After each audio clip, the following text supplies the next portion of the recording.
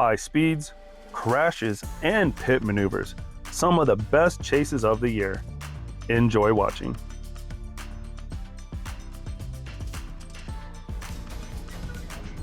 Little Rock PD and troopers chased this Dodge Charger multiple times during the early morning hours of June 30th. The driver would black out and take city streets at high speeds. He continued jumping on and off Little Rock interstates. Troopers circulated the area until locating the vehicle. Speeds reached 150 plus miles per hour.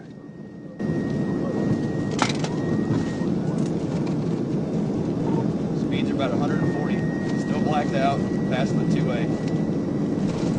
Traffic's moderate. 140. I'm at the TBI right here, Tanner. I'm on it. Hey, brake check me. We're going northbound Commerce. I'm in a Wells, I don't know. We're in the Ashley parking lot. Where's the photo? Where's it going?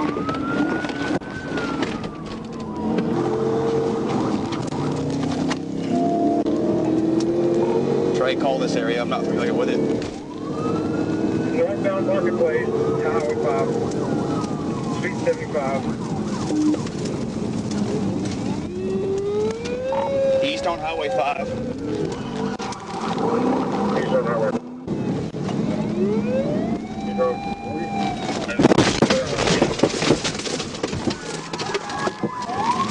TV on, Highway 5 and Woody. Get out! Show me your f***ing hands right now! He then turns onto a lonely two-lane road and ASP swoops in for the pit. They smash into the sedan, drive it partially into a ditch, and pull the driver out of the car. From the Pinecrest entrance.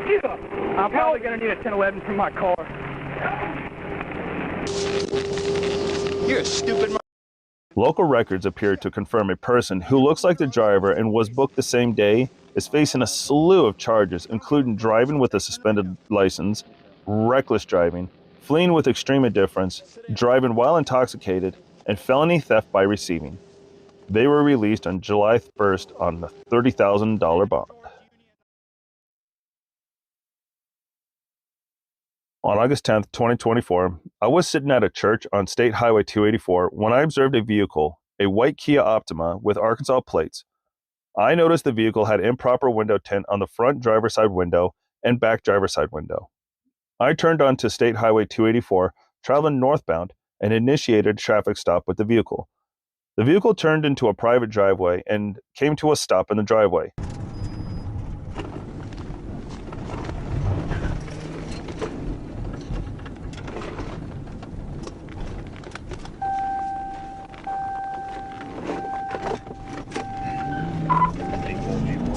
As I began to exit my patrol vehicle, the vehicle accelerated and began to flee.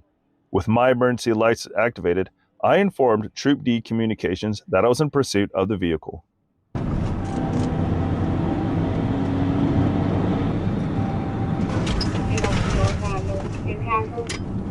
10-4, turning right on Indian Hills Road.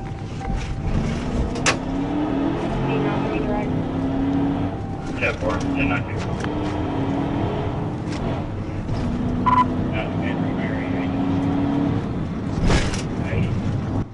The vehicle exited the driveway and began fleeing north on State Highway 284. During the pursuit, the vehicle drove recklessly and showed no regard for public safety.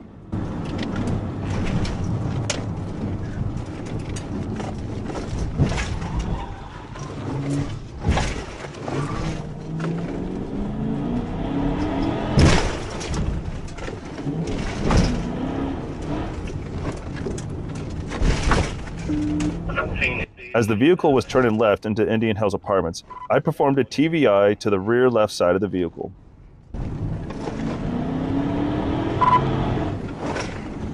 Making circles in the apartments. Go anywhere, it just circles around. Yeah, we're coming to a stop. We're driving in the backyard of the apartments.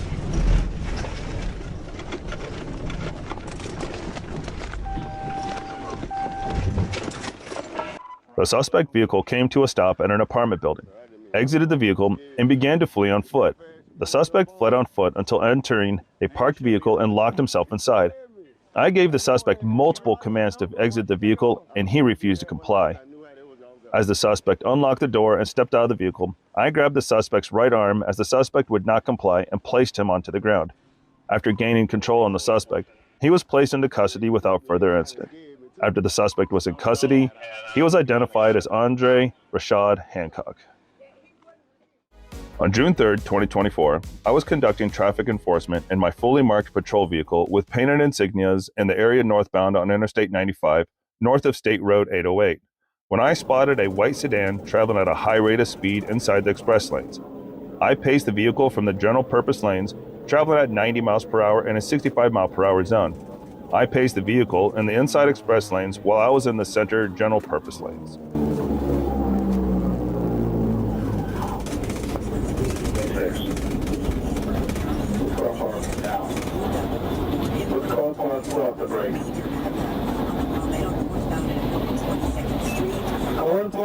Pull off the brake, hands out the window now.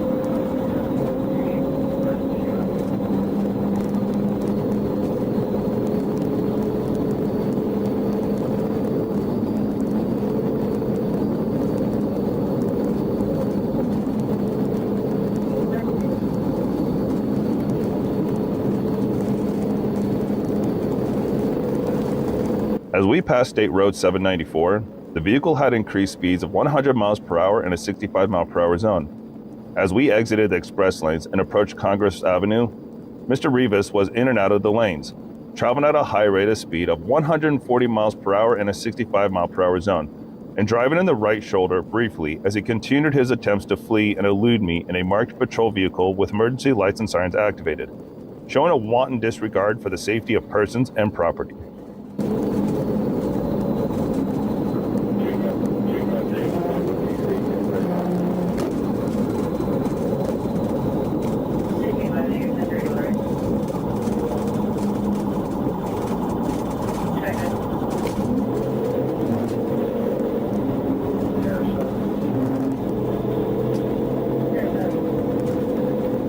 Mr. Rivas then took the northbound Interstate 95 exit ramp to Linton Boulevard, changing lanes into the outside exit ramp lane.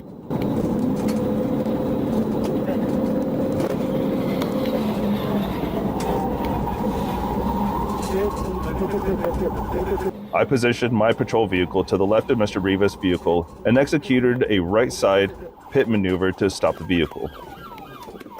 The shrubbery, trees, and extremely dark tint made it difficult to see the occupants of the vehicle, so I made several attempts to command Mr. Rivas to show me his hands. Mr. Rivas stated his windows wouldn't work, but he could exit through the sunroof. Attempts to breach the passenger side door and windows were unsuccessful. After removing the vehicle from the woodline, a vehicle inventory and search were conducted to arrest. On the rear right passenger floorboard, I spotted a red bag containing a green leafy substance, which through my training and experience, I believed to be marijuana. After leaving the scene, I had Mr. Rivas transferred into my custody from Trooper Alston. Mr. Rivas spontaneously uttered to me that the substance was indeed marijuana. On June 5th, 2024, I was on patrol as a criminal interdiction unit member with my K-9 in Miami-Dade County, Florida. While patrolling the Northwest 2nd Avenue area, I observed two motorcycles traveling north at a high rate of speed. One motorcycle with a male occupant and another with a female occupant. As felony officer Botello and I began to overtake the motorcycles, they began to speed up in an attempt to elude by running a steady red light at the intersection of Northwest South Avenue and Northwest 191st Street.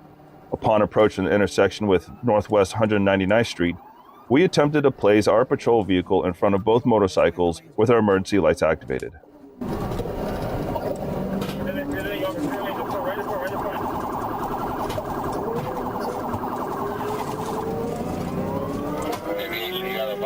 A motorcycle taking off on FHP. Going eastbound on 199. Both motorcycles began to flee and elude at high speeds east on 199th Street from Northwest 2nd Avenue. Miami Regional Communication Center was advised, and a pursuit was initiated. Both motorcycles were traveling at high speeds while running steady red lights on Northwest 199th Street. Both motorcycles later merged onto southbound Interstate 95 from Eves-Dairy Road. At this point, speeds varied from 90 miles per hour to 110 miles per hour while traveling all over the road without regard for public safety. Eastbound 199, passing 195. Eastbound 199, passing 195, 10-4, and a motorcycle. 10-4, Passing 1. passing 199 straight now. Northeast 199 Street. Ring 9995. Southbound 95, southbound from Master.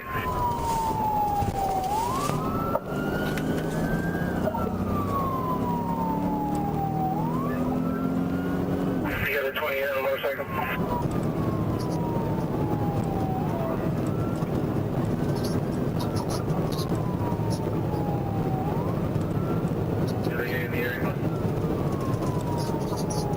Still southbound, about to pass Miami Gardens. Southbound about to pass Miami Gardens. It's gonna be motorcycle with a female rider wearing black leggings, shirt, and a black male riding a second motorcycle with a green shirt and it looks like jeans. Southbound, approaching the Glades, speeds of 100. For 2 motorcycles, male green shirt, jeans, female on the other motorcycle, black leggings, black t-shirt, pushing the place out of 100. Traffic is still medium.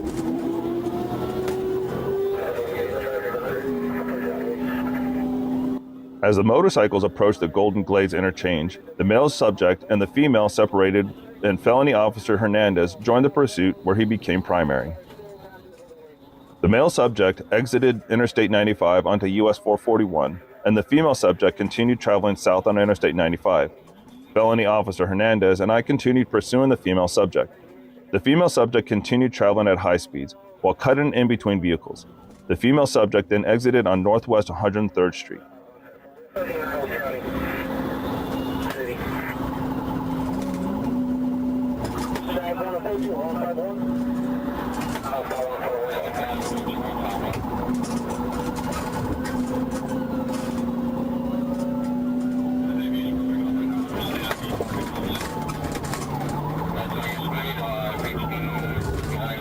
The female suspect continued fleeing recklessly and driving on the right shoulder.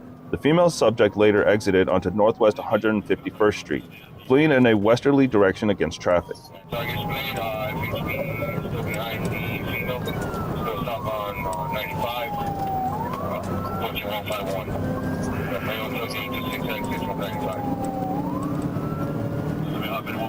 Alright, southbound.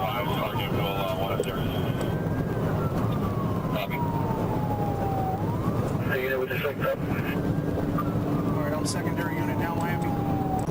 Southbound, passing 125. Traffic is still medium. Speed's on. Passing 125. Traffic is still medium.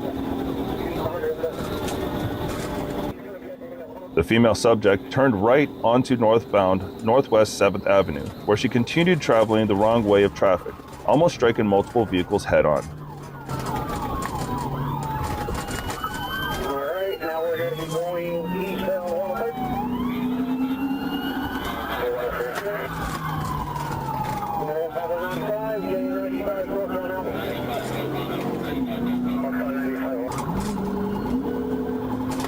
Alright, northbound, back to 103rd.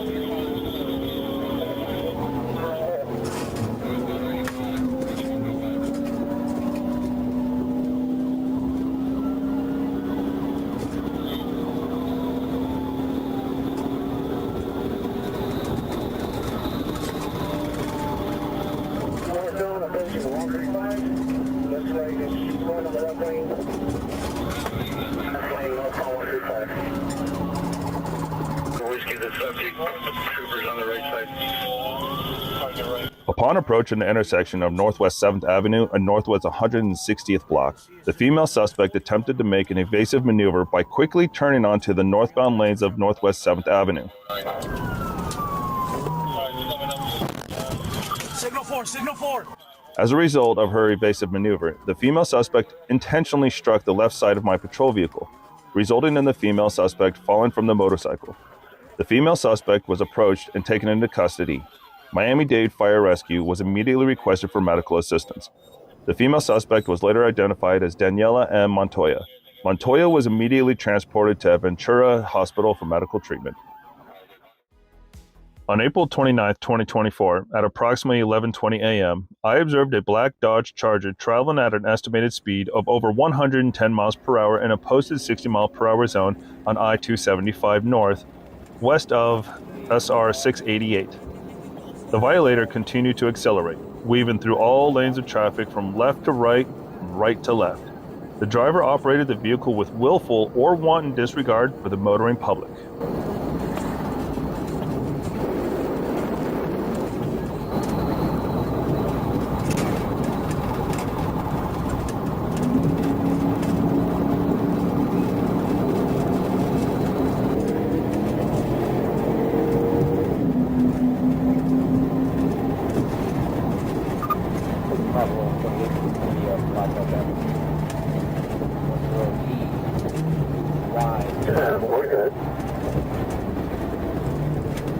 While never losing sight of the violator, I observed the vehicle continuing to travel over 110 miles per hour and cutting in and out of traffic. I positioned my fully marked patrol car to the left side of the vehicle to get a description of the driver. I observed a light-skinned black male with the heavy hair in the driver's seat, a female in the front passenger seat, and a black male in the second row left seat.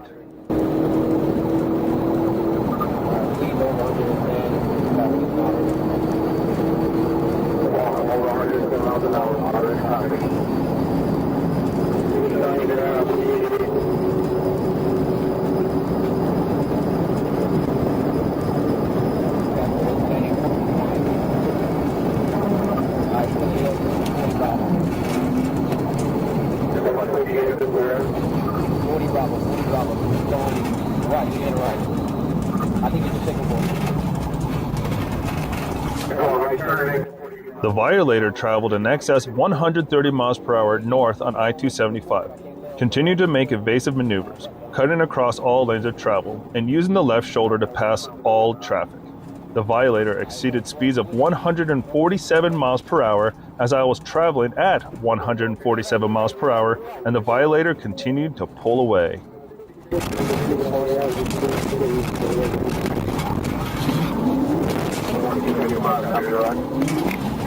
Get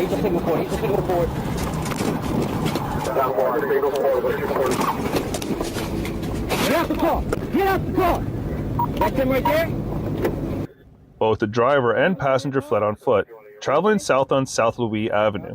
The passenger continued south on South Louis Avenue, south of Estrella Street, and the driver made a left, traveling east on West Estrella Street. Then, through the private property on West Estrella Street. I continued attempting to locate the driver but lost visual contact with both the driver and passenger. A perimeter was established around South Louis Avenue and West Estrella Street, while FHP K-9 conducted a field search. They located the driver matching the description, hiding inside a garbage can on Henderson Boulevard. The driver was placed under arrest and brought back to the scene.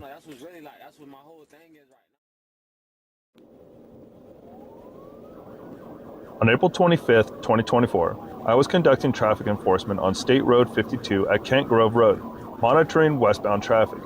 A white Nissan Altima passed me in the center lane at a high rate of speed. With a visual estimate of 100 miles per hour, I caught up to the white Nissan just east of Shady Hills Road and pace clocked the vehicle at 103 miles per hour to 111 miles per hour in a posted 45 mile per hour zone.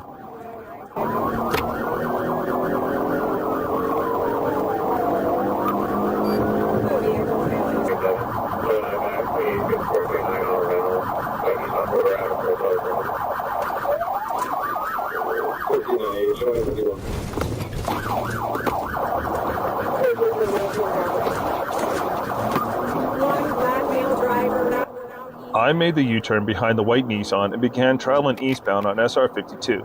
The suspect vehicle then entered onto the Suncoast Parkway, traveling southbound. I am 1031 eastbound. Correction, he's going to be going right on 589 southbound. 589 southbound for State Road 52.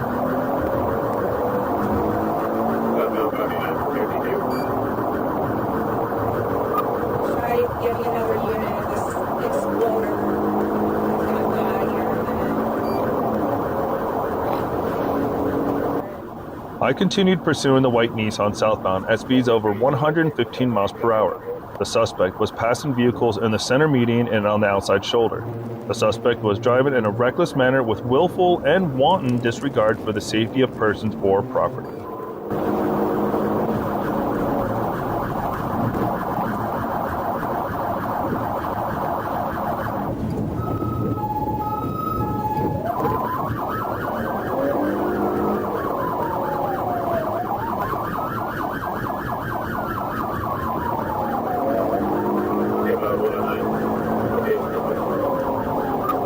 Still southbound, 589.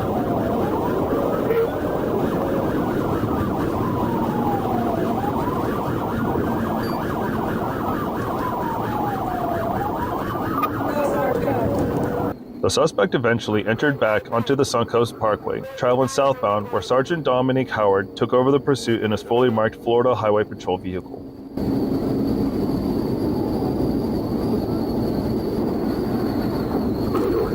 He's about 160 outside lane, south of 54.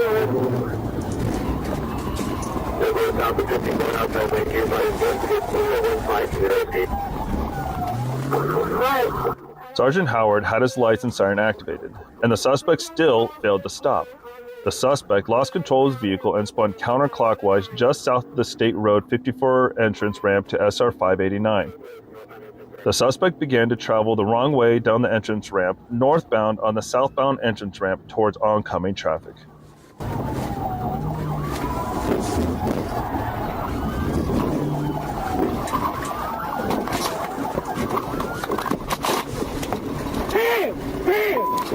The suspect was actively resisting and failed to place his hands behind his back. After several loud verbal commands and Sergeant Howard and I maneuvering his arms and hands, the suspect was placed into custody. While attempting to search the suspect for weapons, he became combative and was flailing his legs and tried to kick at several officers. The suspect was also combative while being placed in the back of the patrol car and was kicking at officers. While inventorying the white Nissan for the tow company, several baggies containing a white powdery substance were located. On April 19, 2024, I, Trooper D. Robinson Jr. of the Florida Highway Patrol, was on patrol in Wakulla County, Florida, working an off-duty employment job. I was operating my agency-issued patrol vehicle with agency insignia and other jurisdictional markings prominently displayed on it. At approximately 12:24 a.m., the Tallahassee Regional Communications Center received a stolen vehicle. The stolen vehicle was for a white Land Rover bearing Florida license plate numbers.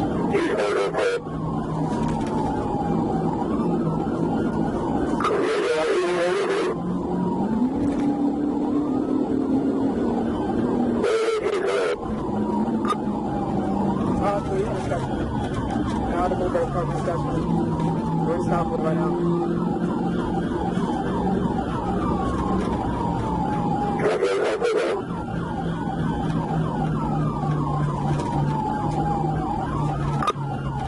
At approximately 12:45 a.m., I intercepted the pursuit as the backup officer, and my respective patrol vehicles' emergency equipment was activated and in use. The driver's driving was dangerously reckless in their attempt to evade capture. The vehicle was traveling at extremely high speeds within residential areas and other non-residential areas. The driver reached speeds well over 120 miles per hour on several occasions, ran several stop signs, and several steady red lights. Neither roadway driven had a speed limit greater than 55 miles per hour.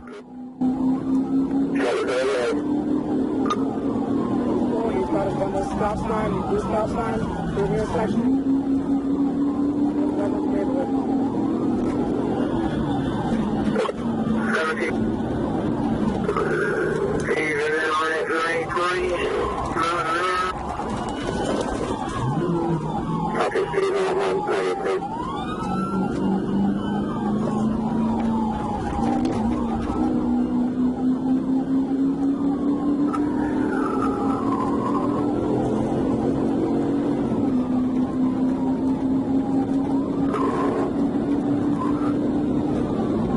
vehicle continued traveling westbound on East Orange Avenue, approaching the intersection of Blairstone Road.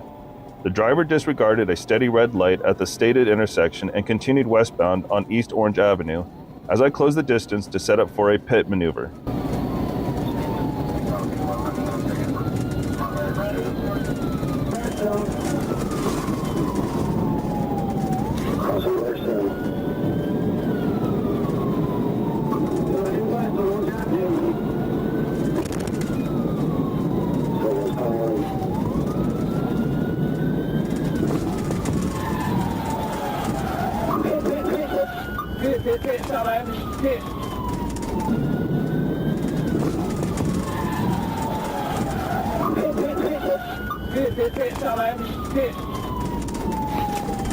I then repositioned my vehicle and successfully performed a pit on the vehicle. The vehicle rolled onto its left side and collided with a wooden fence. As a result of the successful pit, the driver and passenger became entrapped inside the vehicle and were helped out by assisting officers and myself. Both were transported to the Tallahassee Memorial Hospital. No seatbelts on any occupants. On June 25, 2024, at approximately 10:29 p.m., the Lake Worth Regional Communications Center dispatched a stolen black Honda Civic bearing Florida tag number in the area of Interstate 95 northbound near Hypaluxo Road. The information was received from the Palm Beach County Sheriff's Office.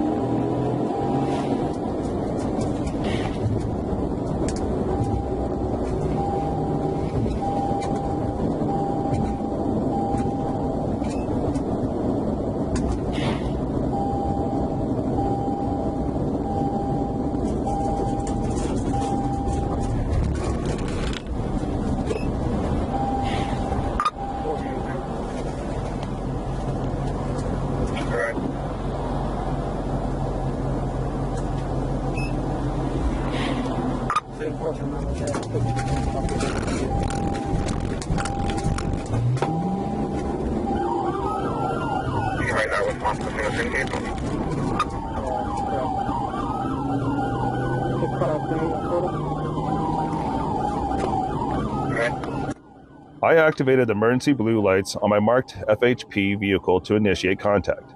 Upon doing so, the vehicle began to travel northbound on Interstate 95, and I notified the LWRCC that I was following the stolen vehicle. The vehicle did not stop, continuing to flee while my emergency lights and sirens were activated. Stop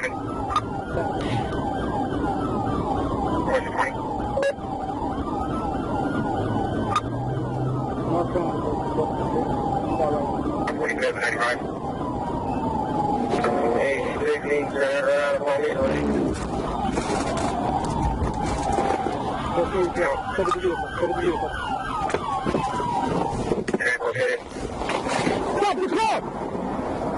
Stop the car! Stop the car! Stop! Get out of the vehicle! Just south of 45th Street on Interstate 95 northbound, I performed a right side pit maneuver. The vehicle rotated towards the outside shoulder and made contact with a guardrail, but continued northbound after the driver regained control.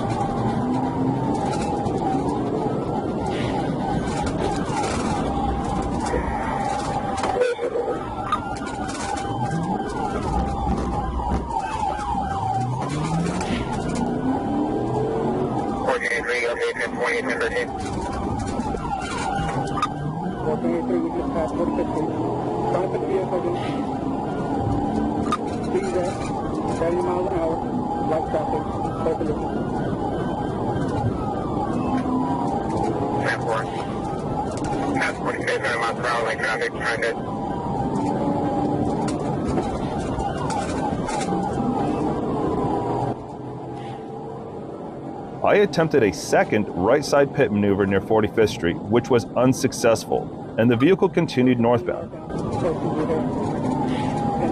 Outside 80 miles an hour.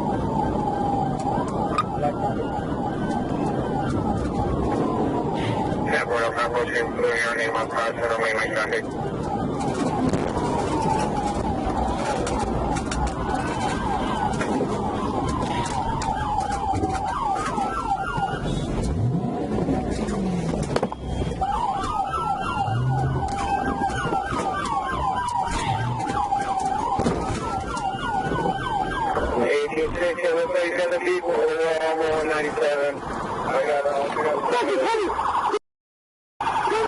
I then performed a third left side pit maneuver just south of Blue Heron Boulevard, causing the vehicle to rotate and collide with a guardrail. The vehicle came to a stop on the outside shoulder facing south. I positioned my marked vehicle on the right side, while Trooper Thomas positioned his vehicle in front of the stolen car.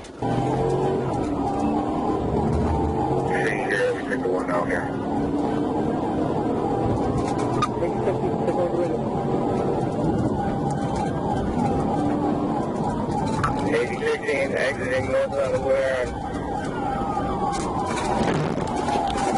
1483 to clear. See when you get it stopped.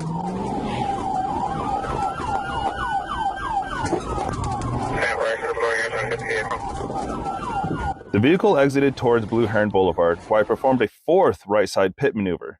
This pit was successful, and the vehicle came to a complete stop on the exit ramp to Blue Heron Boulevard, partially in the right turn lane and outside shoulder.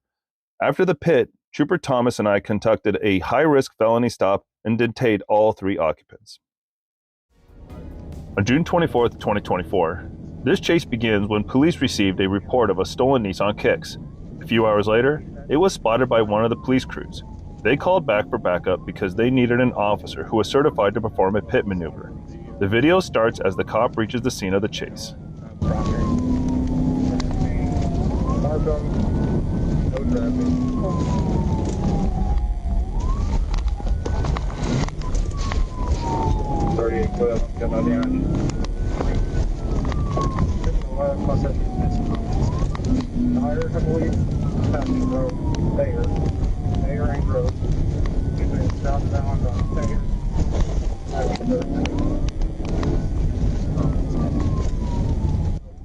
After it became clear that the suspect was not going to voluntarily stop, the officer began attempting to stop the stolen vehicle.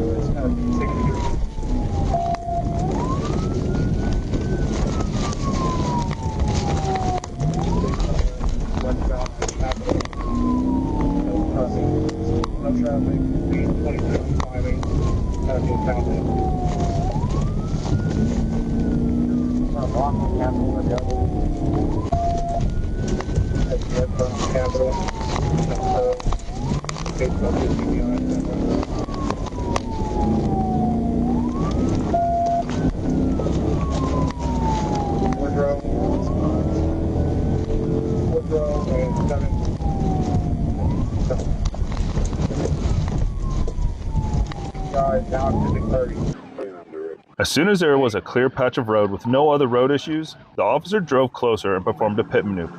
The suspect was unlucky and flew past the guardrail and down onto the highway, where he flipped several times and was left lying on the roof. Medics were called to the scene. After being checked out, the suspect was transported to jail. I can't get out on Southside. On June 4th, 2024, at approximately 11:35 p.m., North Little Rock PD officer Roderick Quinn is en route to back up a fellow officer on traffic stop. As he is about to pull in behind his fellow officer, he hears a vehicle doing donuts in a parking lot.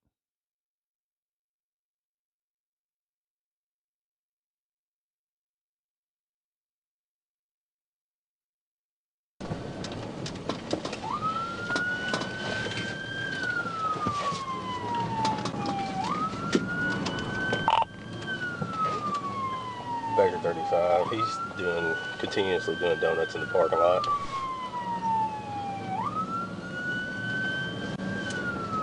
Yeah.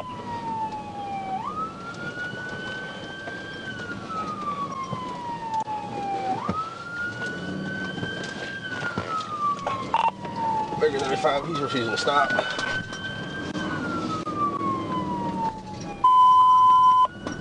Check. ticket 3. 3600.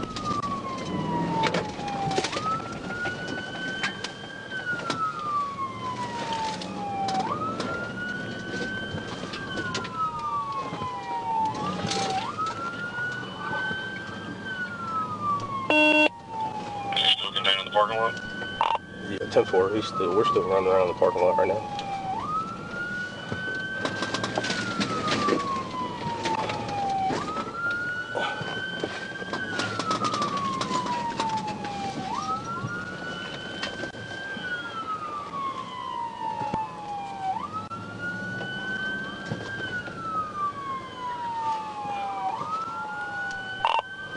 Baker 35.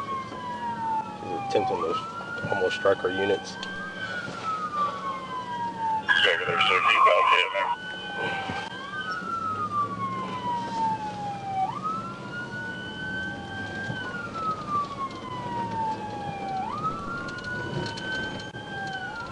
Parking lot.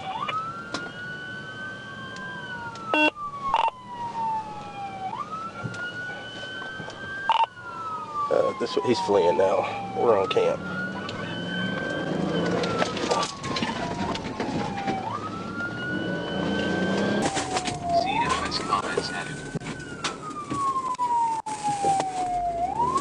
Light traffic yielding.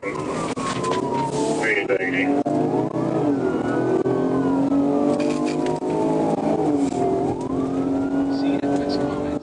The North Little Rock Police Department was in pursuit on Interstate 30 westbound near mile marker 142. They were in pursuit of a black Toyota Camry displaying Arkansas license plates for reckless driving. The North Little Rock Police Department was advising speeds of 100 plus miles per hour during the pursuit. The North Little Rock Police Department requested assistance from the Arkansas State Police with the pursuit.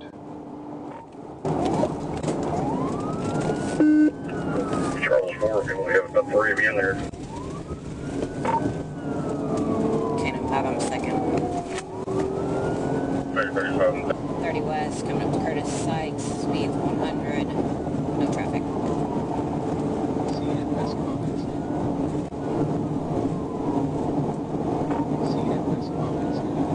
Still 30.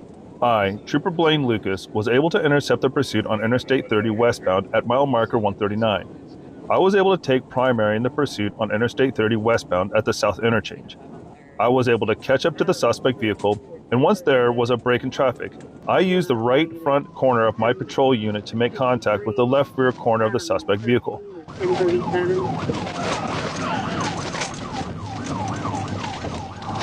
TV off at 138. I performed a TVI to bring the pursuit to a stop. The suspect vehicle spun out, causing the rear to make contact with the median concrete where it all came to a stop. I turned around to assist the North Little Rock Police Department with a felony traffic stop on the vehicle. The driver was taken into custody without further incident. I obtained photographs of the suspect vehicle and of my patrol unit to be attached to the report. The scene was then turned over to the North Little Rock Police Department. On December 3rd, 2023, it all started when officer noticed a 2010 Dodge Challenger that was speeding. After some time, he was able to catch up with it. The officer activated special lights and the Dodge began to stop.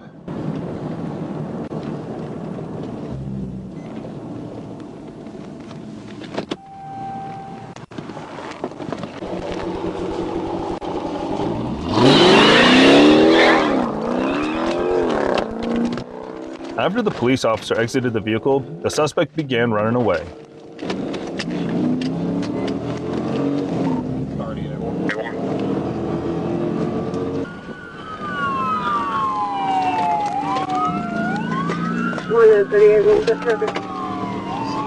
Turning on Miller, cut off.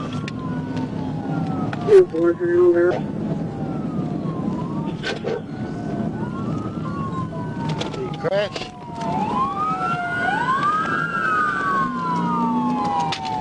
He wrecked out. He wrecked out. Give me a 16 started. I was 7.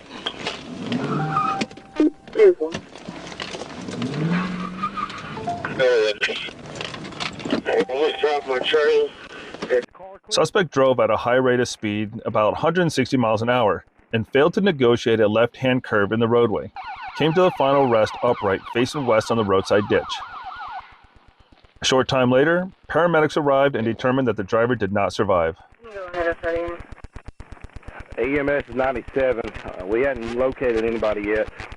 Quite a large debris field, so we're taking our time trying to clear it.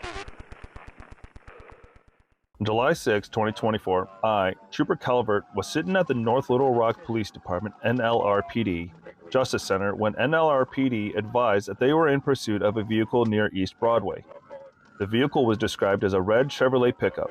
NLRPD advised that they were heading west on Broadway at speeds of approximately 40 miles per hour. I intercepted the vehicle at East Broadway and Poplar and became primary in the pursuit.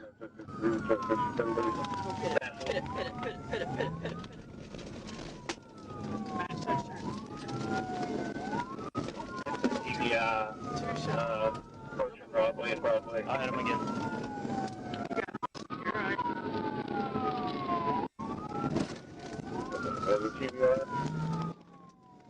I followed the vehicle on East Broadway west through the intersection with Main and Maple Streets. Speeds were approximately 40 miles per hour. I attempted 2 TVIs between the intersection of East Broadway and Willow and East Broadway and Broadway, along the left side of the vehicle. I was too shallow when executing the TVIs, and the suspect was able to drive out of both of these attempts. Now? No. Now. You gotta get deep. Deep. 4. I got it. Not now. You gotta come traffic. I won't hit that.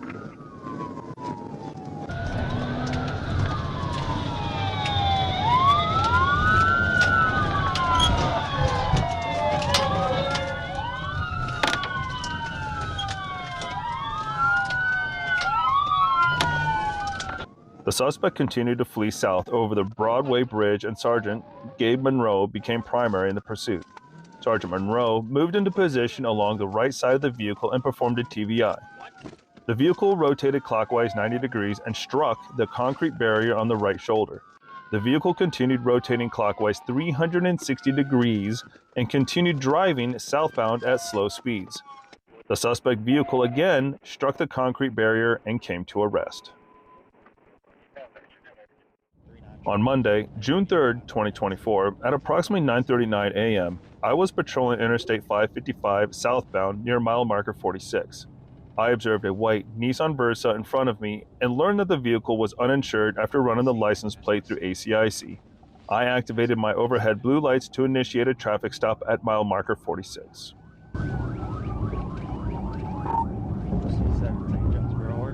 Up here on Woods Green, shit, stop again. We're about 40 miles an hour.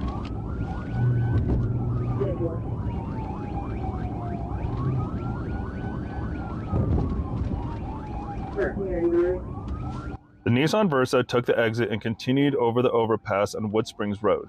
At this point, the vehicle was traveling only around 45 to 50 miles per hour. We continued southbound on Parker Road at a normal rate of speed, but the driver still refused to pull over. We stopped at the red light facing south on Parker with the intersection of Southwest Drive. I exited my patrol car and commanded the driver to pull into the parking lot to her right. Stop. Pull into the parking lot. No, pull into the parking lot.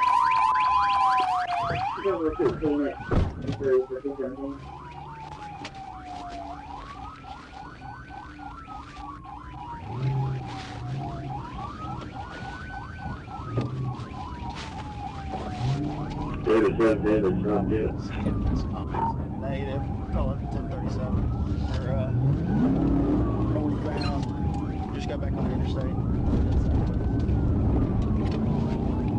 We're northbound, southwest on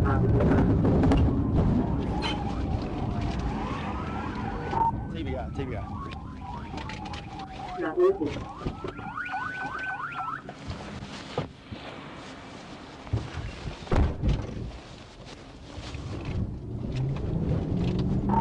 At 9:43 a.m., I attempted to do a TVI on the vehicle and it left the roadway into the ditch on the west side of the on-ramp.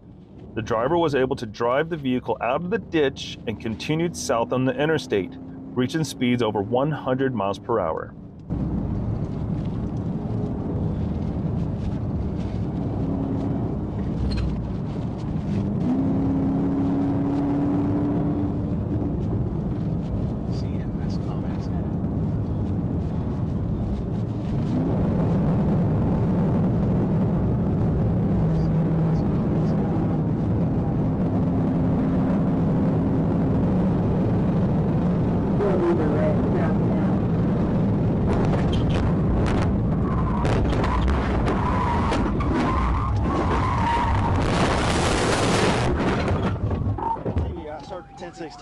I attempted the TVI, which resulted in the vehicle going into the concrete wall on the right side of the road. After the TVI, I started a fishtail going towards the wire barrier. At the same time, the Nissan Versa was coming back towards me, causing me to go into the wire barrier with the driver's side of my patrol vehicle. The vehicle came to its final rest facing back north on the southbound lanes. I approached the vehicle with my gun drawn and then dragged the driver out of the passenger side of the vehicle. I was able to place the driver into custody and call for an ambulance.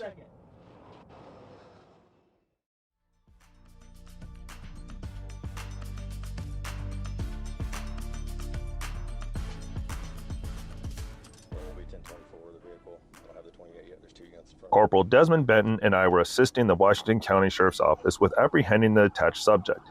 The subject, Jacob Kenneth Dunn, had an outstanding felony warrant and has fled from law enforcement numerous times in the recent weeks. Once behind the attached vehicle, a gray 2019 Kia Sorento, Washington County Sheriff's deputies attempted to conduct a traffic stop on the vehicle after positively identifying Dunn as the driver. After attempting to conduct the traffic stop, the vehicle refused to stop and began to flee. At this time, Washington County deputies requested state police to take over the pursuit, and I became the primary pursuit unit near Emma Avenue and Old Missouri Road.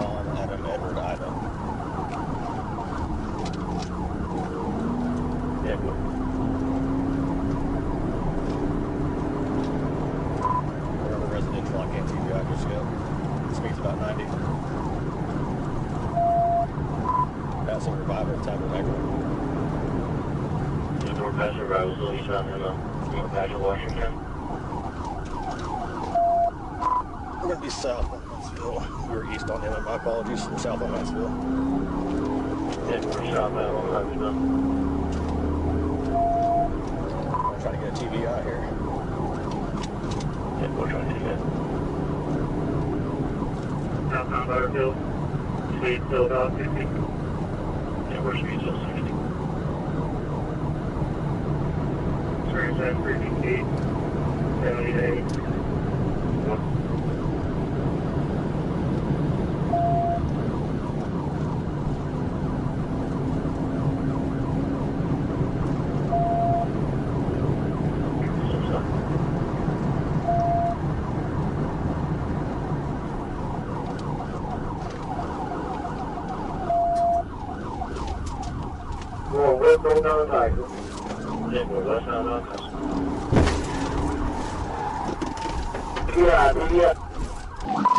TVI. Back westbound. Okay, I'm primary southbound Butterfield Coach. Southbound Butterfield Coach. 494 secondary unit still speaking. Here comes secondary again. On a vehicle, stand by. Westbound on Joyce. For westbound Joyce.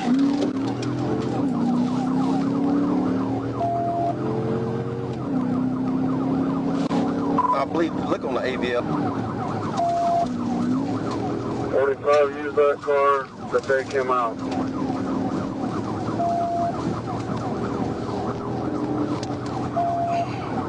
Speed is 100 on Greg, still southbound.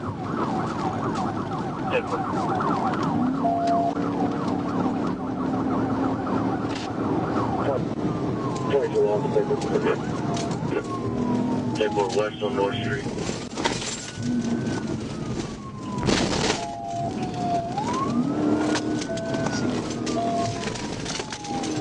After the vehicle turned west onto North Street, Trooper Surratt attempted a TVI, and the vehicle swerved into Trooper Surratt's unit, causing it to become disabled.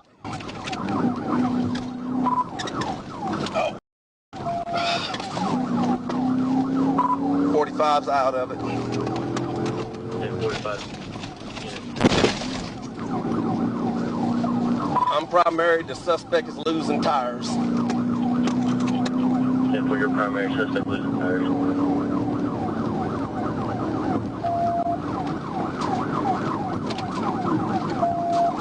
We got a little bit of traffic right here. Yeah, Turning on Steamboat.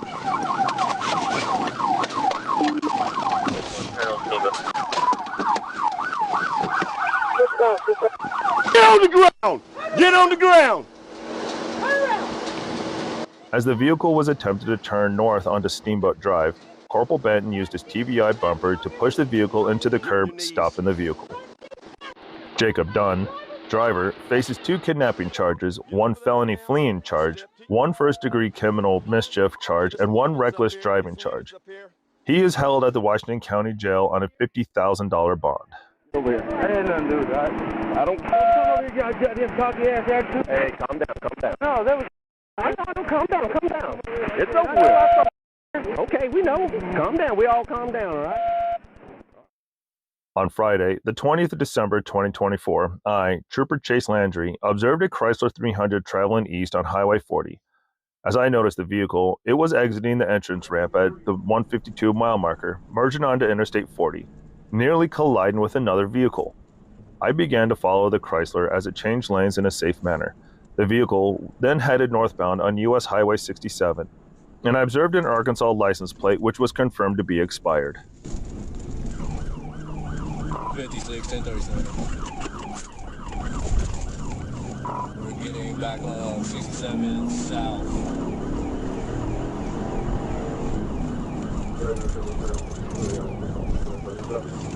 He just blacked out on me. Speed's about 70.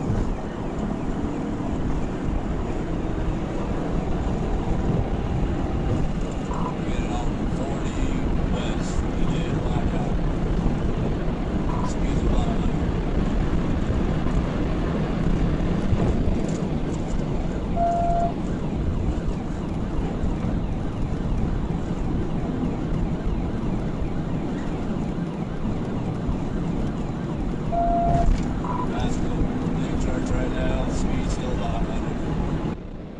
The suspect then traveled west on Interstate 40 at speeds reaching 150 miles per hour.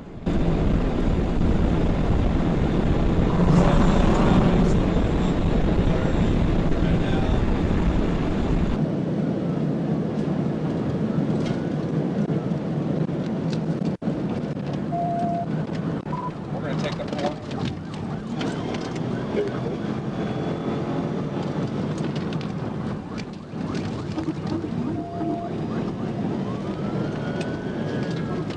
Westbound on Colonel Glenn.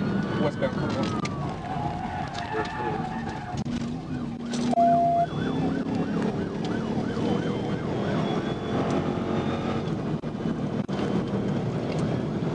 We're going to go north on Bowman. North on Bowman. Correction. Staying westbound Colonel Glenn. 17 Little Rock, I'm secondary. I'll call it. We're passing David O'Donnell now westbound. Speed to 90. Turning. Gonna go north on Lawson. He wrecked out. He wrecked out.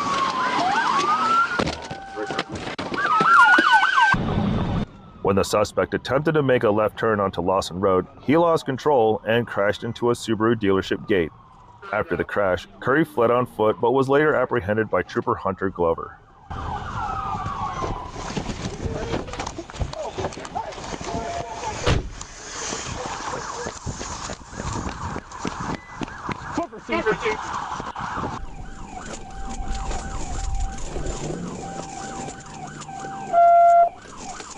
During an inventory of Curry's vehicle, I discovered a black backpack in the back seat containing 2 pounds of suspected marijuana, 14 boxes of psychoactive mushrooms, each weighing 4 grams, 47 suspected ecstasy pills.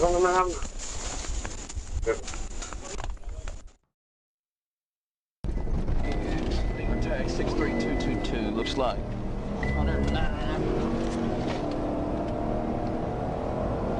On November 2nd, 2024, around 11:21 a.m., I was stationary on the right shoulder of Interstate 40 near White Oak observing the flow of eastbound traffic. I noticed a black Cadillac passenger car with an Arkansas used car dealer license plate come over the hill behind me in the left lane. My rear radar confirmed that the vehicle was traveling 109 miles per hour in a 65 mile per hour zone. After I pulled out onto the intersection from the right shoulder, I noticed the Cadillac changed lanes in traffic and began to accelerate past other vehicles. Come on, guy, move.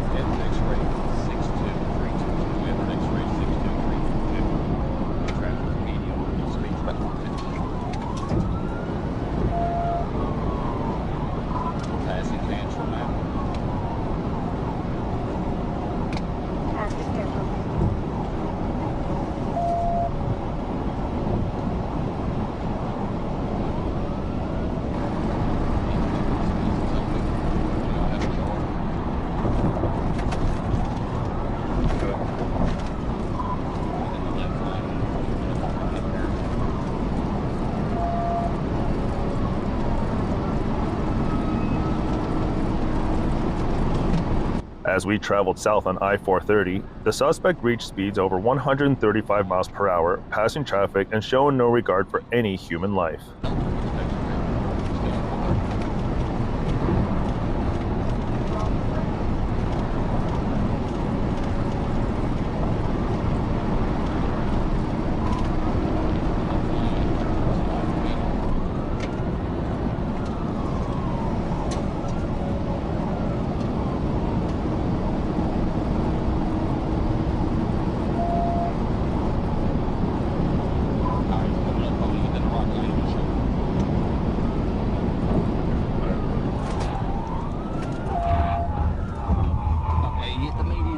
Turn around in the median.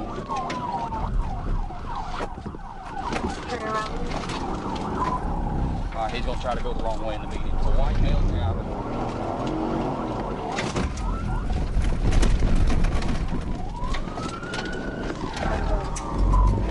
I tried the TBI, I missed him. We're going back northbound on 430. Northbound on 430. No, take it 630. Out of the way, guy.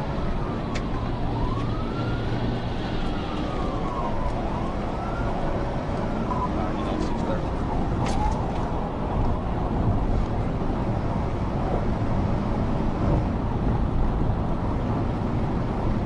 I noticed a cloud of debris near exit 5 as if the suspect had taken the exit. Alright, he wrecked out, he wrecked out.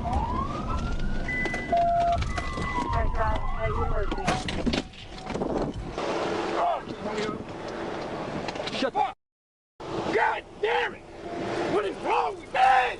What is wrong with me? Nice. For what? Give me one good reason why you ran. Because I was scared, man. I was gonna write you a speeding ticket, brother. I was so scared. How you gonna let that Tahoe catch you? Huh? Due to the collision, Mr. Bollock was transported to Baptist Medical Center, where he was medically cleared to be transported to Pulaski County Detention Center. His charges are listed: fleeing by vehicle, substantial danger or death, reckless driving, speeding more than 15 over the speed limit. August 10th, 2024, at approximately 0:30 a.m., I initiated a traffic stop on the attached vehicle for driving the wrong way on the interstate. I'm trying to get him stopped.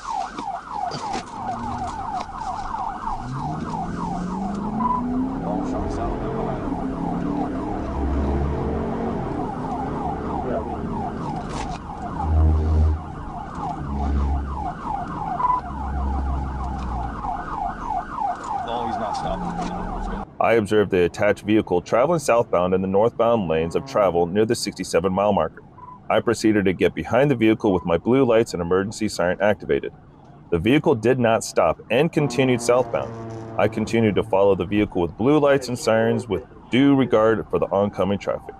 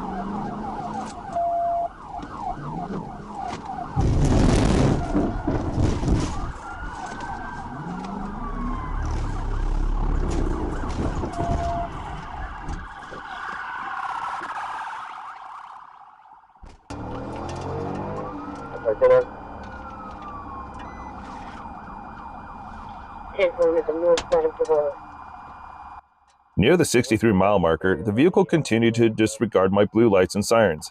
At this time, traffic became clear to perform a TVI on the vehicle.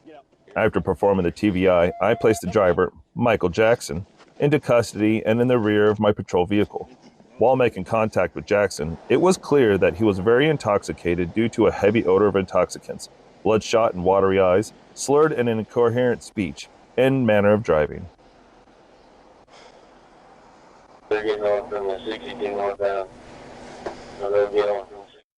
June 27, 2022, Lanoke County, Arkansas.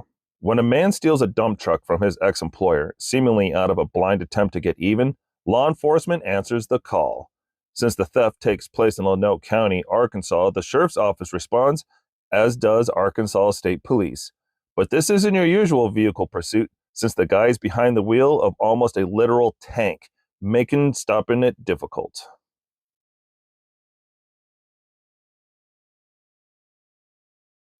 For a while, all law enforcement can do is trail behind, lights and sirens going, while hoping the suspect doesn't tear through some innocent person's car.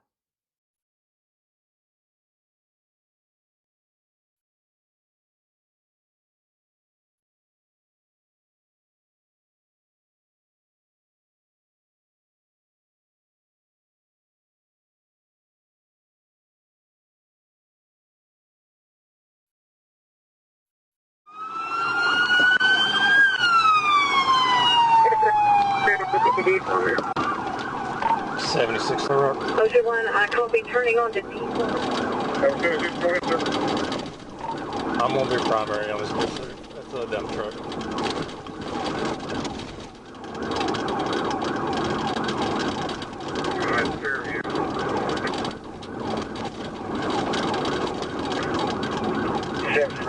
Talking to Canada, they've got spike strip. Another minute in the lead, 116 right behind it. 115, all you get is the whole fair deal. Starting to sell the price. Keep over fair deal. Yeah, it's not 1020. We're south on Plummer Road. 19 set up, D4 fair deal. 116 Stop right there. Trying. Make sure you're clear. He's turning south. Or south on Singleton. Turning back south on Singleton, we drive away. 116 south on Blazer. Everybody's talking at it. South on Singleton, back towards the town.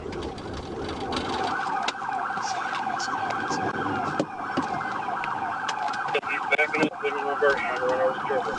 He's trying to hit me, Little Rock. Careful. Okay, go ahead, go down towards them.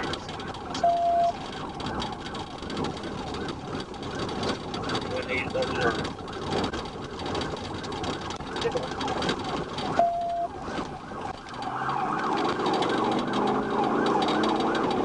He went west. He went west.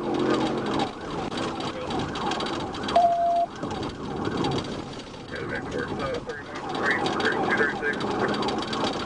4, he's headed west.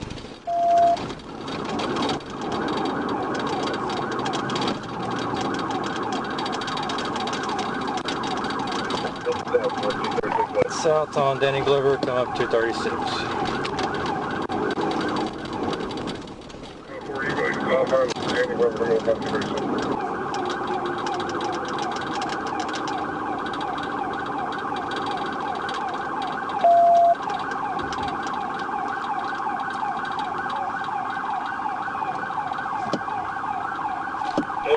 We're south on 89. Still monitoring.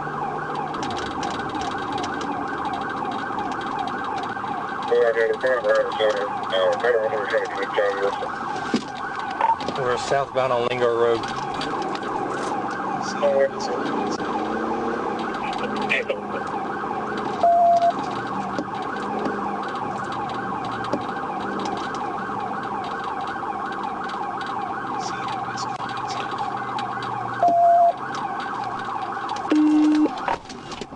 West on Granger.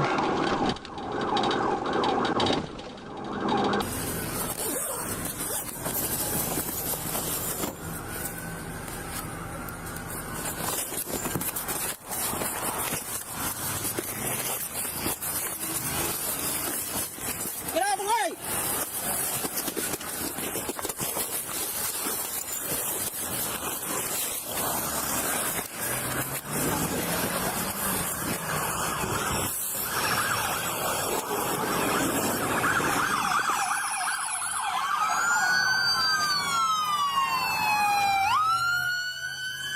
However, they start plotting and decide to try spike strips on the dump truck. That doesn't seem to really slow the suspect down at all, but it admittedly was worth a try.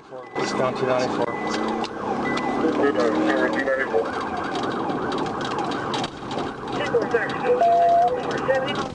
Southbound on Lingo, he's headed towards Carson Bridge. The truck was being driven by 29-year-old Trevor Strickland when it crashed into an Arkansas State Police car that was blocking Lingo Road. Strickland continued through the wreckage as deputies pursued him. The trooper was not injured during the crash and escaped the vehicle before impact.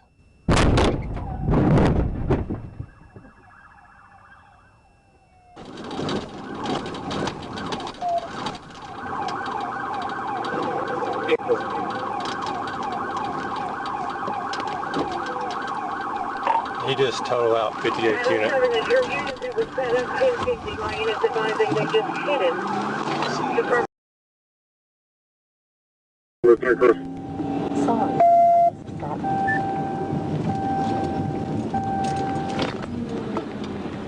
I'm on West on Carson from 15.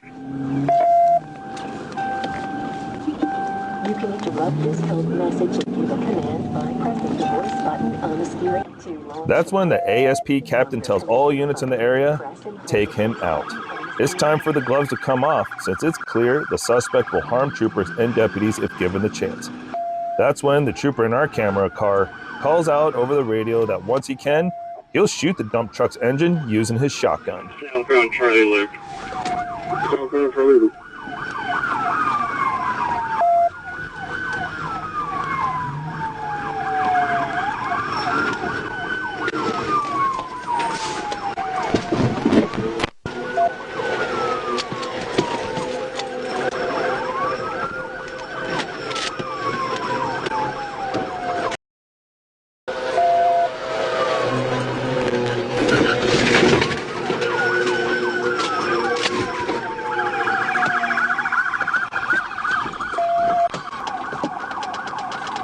And he does just that, at least 3 times. Then another deputy spikes the tires again, which still doesn't seem to work. That's when a trooper fires his AR-15 at one of the front tires. It's actually quite difficult to blow out a tire with a gun, so the fact that he succeeds is impressive.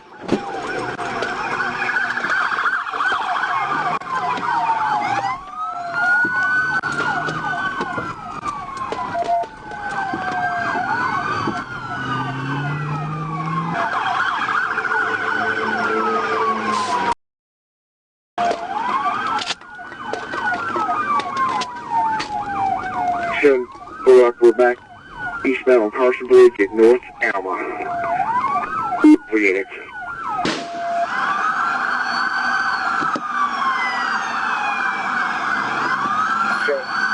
We're back eastbound on Carson Bridge at North.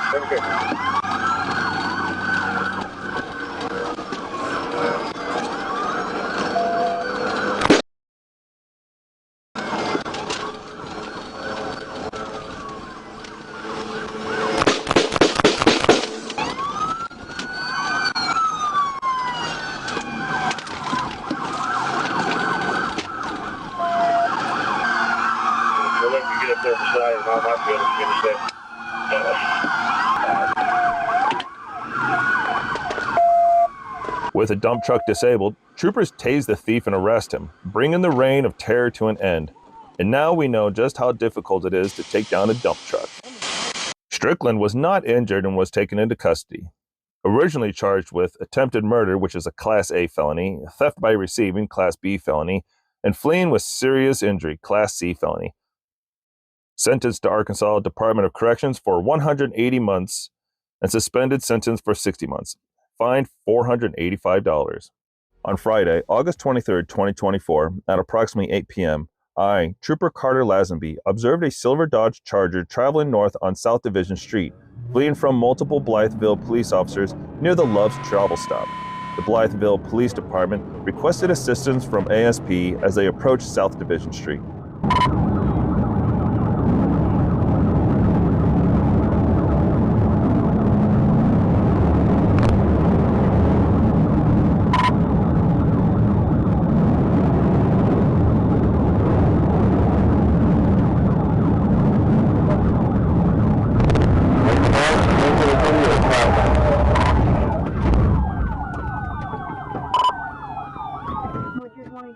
As we approached ANC, I moved in and performed a successful TVI, ending the pursuit. A felony takedown was conducted, taking both the driver and passenger into custody without further incident. The driver, identified as DeMarquez Evans, was transported to the Mississippi County Sheriff's Department by Blytheville officer. The passenger, Kobe DeBose, was transported to Great River Medical Center in Blytheville for minor shoulder pain. The vehicle inventory yielded the discovery of approximately 1 pound of marijuana, 111 oxycodone pills, 30 Adderall pills, 1 handgun, and 1 AR-style rifle.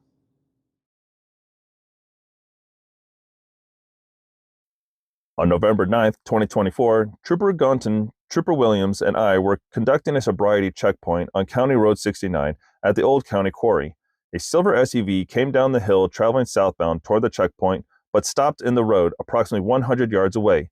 The silver SUV began to back up the hill, traveling northbound in the southbound lane. As I began to get into my patrol unit, the SUV turned around at the bottom of the hill crest.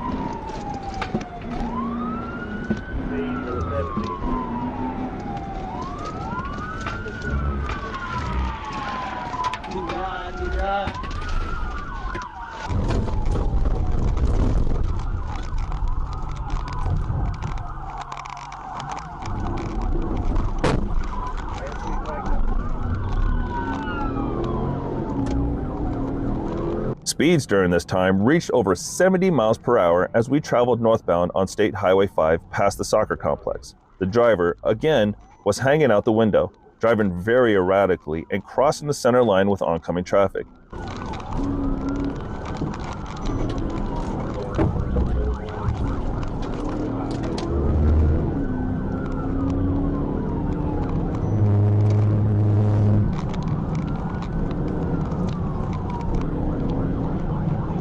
As a result of the suspect's reckless driving, the oncoming traffic was forced to drive on the shoulder of their lane to avoid collision with the silver SUV.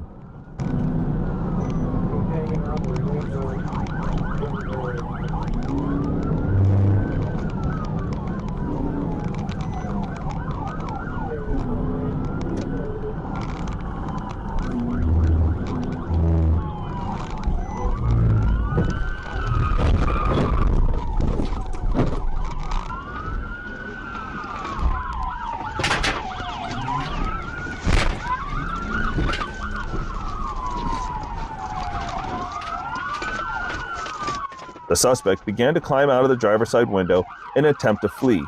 Trooper Williams exited his patrol unit and held the suspect at gunpoint when the suspect began to attempt to get back into the driver's seat. Trooper Williams and I removed the suspect from the vehicle. The suspect was intentionally grounded by Trooper Williams and I. The suspect was still fighting and would not submit to arrest, continually attempting to keep his arms under his body. Located in the passenger floorboard was a large glass jar containing marijuana, 2 edible gummies, and a rubber containing of THC wax. Trooper Tyler Van Schoyek conducted a traffic stop on a 2015 Chevy Traverse for speeding 75 miles per hour in a 60 mile per hour zone. The driver, Jimmy Foster, was the only occupant. Foster stated he was not speeding and he had his cruise control set at 67 miles per hour. A registration check showed that the paper tags were fictitious and the registration expired on 04/2024. Mr. Foster showed he had a suspended driver's license and warrants.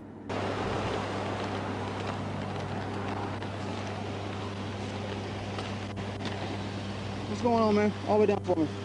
All the way down. Thank you, sir. I'm Trooper Van Schoyek, State Police, stopping for your speed, and those tags are messed up. What's wrong with the tags? You got what? Get your ID on you?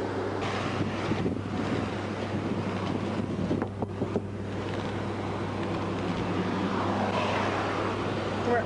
All right, step back here with me. Step back here with me.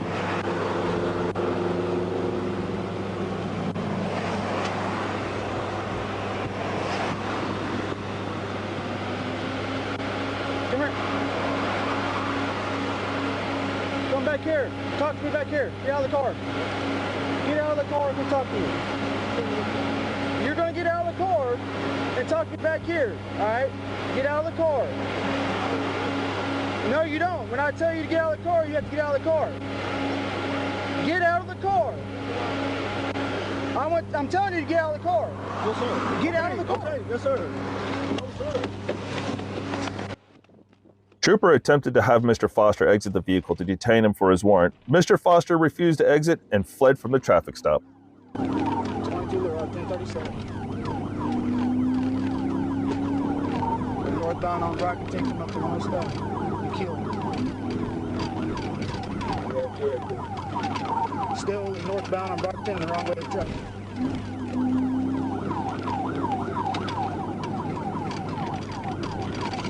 Going up to Maryland, speed's 80 miles an hour. You got light traffic now. The pursuit traveled northbound on Brockington, approaching Keel Avenue. As the pursuit crossed Keel Avenue, Mr. Foster began driving northbound in the southbound lanes of Brockington, passing several other vehicles before turning west onto Maryland Avenue. Immediately after turning onto Maryland Avenue, Mr. Foster began traveling south through an empty grass field headed back towards Brockington.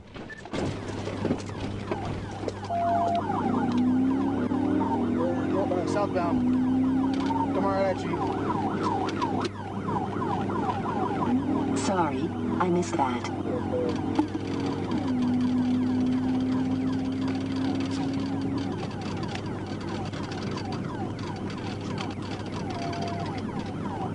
Medium traffic, come back up to Kill. Speed 69 miles an hour.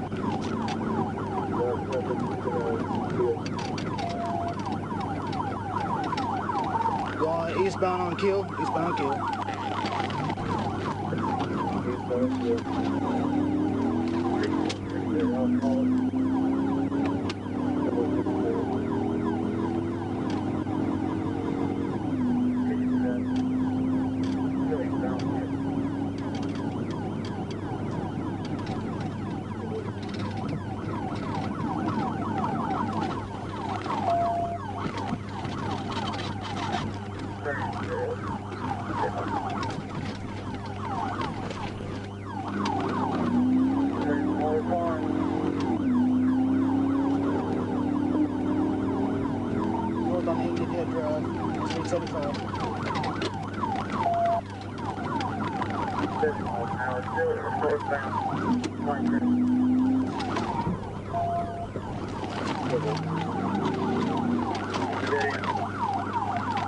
At that point, Mr. Foster began traveling through residential yards, damaging chain link fences and a power pole while fleeing from law enforcement.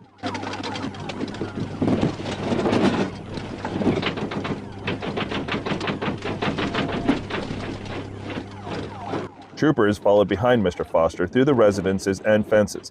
Mr. Foster exited the vehicle and began to flee on foot as the vehicle crashed into a tree in the backyard of 14 Shoshone Drive. Sherwood PD and troopers began pursuing after Mr. Foster on foot as he continued to run through backyards. Sherwood Officer Kuehler and I were able to catch up to Mr. Foster in the backyard of 26 Shoshone Drive. Officer Kuehler attempted to tase Mr. Foster, but showed no effect on Mr. Foster. Officers and troopers attempted to place Mr. Foster's hand behind his back when he continued to resist and tense up. Mr. Foster was then charged with fleeing in a vehicle, fleeing on foot, resisting arrest, reckless driving, speeding between 1 to 15 miles an hour over, driving on a suspended driver's license, and no insurance. On August 13, 2024, at 12:57 p.m., I was sitting stationary just off US Highway 79 in Stevens when I observed a silver Chevy Blazer pass in front of me and turn right onto State Highway 57. I could see that the driver was not wearing a seatbelt. I pulled up behind him and the vehicle and attempted to initiate a traffic stop.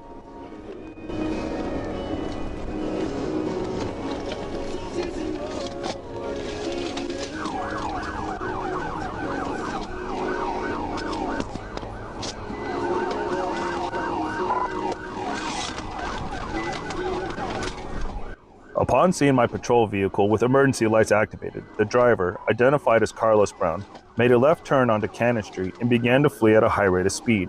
Suspect then turned right onto Church Street before turning left onto Green Street, disregarding the stop sign.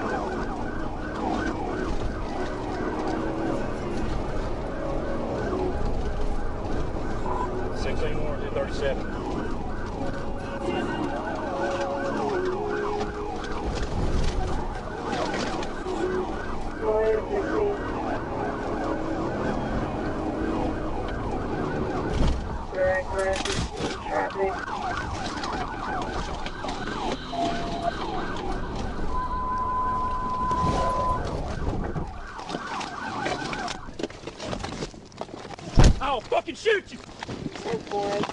Get on the fucking ground. Hands behind your back right now. Yes, sir. Mr. Brown then turned left back onto Cannon Street. As Mr. Brown approached the intersection of Cannon Street and Cornelian Street, he attempted to turn left at an unsafe speed, causing him to exit the roadway. Mr. Brown re-entered the road, and I maneuvered alongside his vehicle to attempt a TBI. As I made contact with the suspect vehicle, Mr. Brown applied his brakes and pulled into the front yard of the residence on Cornelian Street. This caused my patrol vehicle to sideswipe along the left side of Mr. Brown's vehicle. He was taken into custody without further incident. The total length of the pursuit was estimated to be about 2 miles. Mr. Brown was charged with fleeing in a vehicle or conveyance, which is a felony, reckless driving in the first degree, no seatbelt, no liability insurance, and failure to register his vehicle. Get in the car. Get in the car. Get in the car. I'm sorry, sir. Straight in. I'm so sorry. Back in the house. Give me the wallet. Get back in the house. I'll talk to you.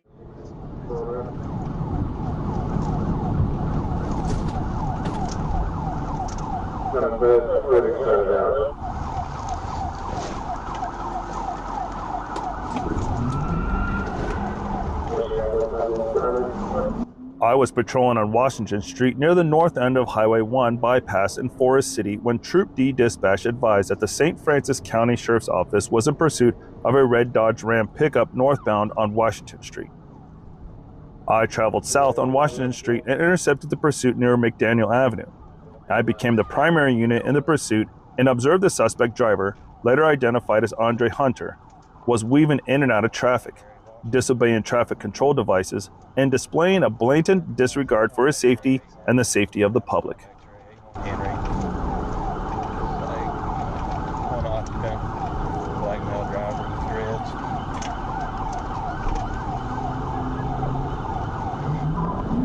Speeds of 37.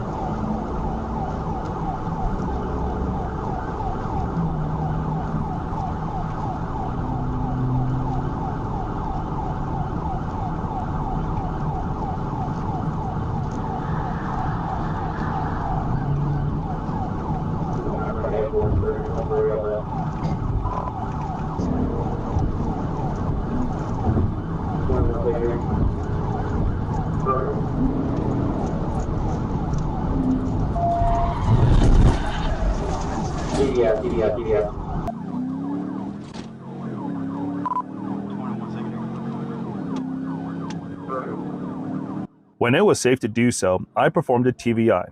The suspect vehicle traveled off the roadway to the east, rolled over, and became disabled in the ditch to the east of Washington Street. I, along with several other officers from the St. Francis County Sheriff's Office and the Forest City Police Department, performed a high-risk felony takedown on the suspect vehicle. Commands were given to Hunter to exit the vehicle, and upon exiting, Hunter was observed drinking a can of Busch beer. Hunter was taken into custody without incident and was transported to the Forest City Medical Center due to complaints of shoulder pain. On August 8, 2024 at 1 a.m., Benton County Sheriff's Office advised that they were in pursuit of a vehicle westbound on Highway 102. The vehicle was traveling over 100 miles per hour with its flashers on. Bentonville Police Department had attempted to stop the vehicle previously but terminated. I was on Highway 12 approaching Gentry as it was the end of my shift. Benton County continued westbound on Highway 102, leaving Centerton city limits. I responded to the Decatur area as the pursuit continued westbound. This road door.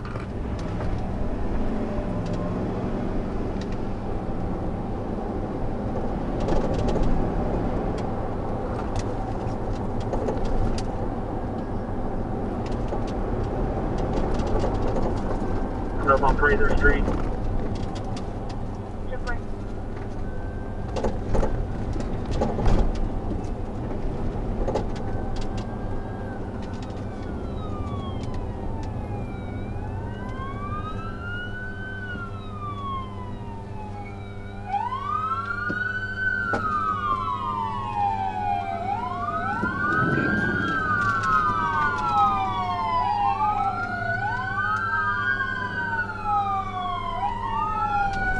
Hitting East Street, we were at 30 miles an hour. A Decatur police officer spiked the vehicle on Highway 102 near the Crystal Lake Bridge, disabling 3 of the 4 tires. The pursuit continued into Decatur city limits, and after passing the high school, they advised they believed the suspect vehicle was stopping.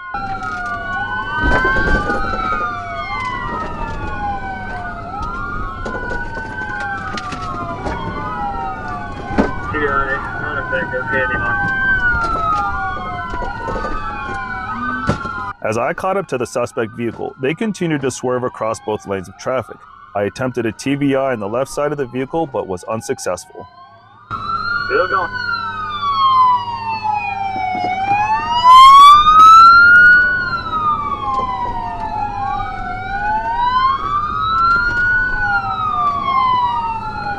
North on 59.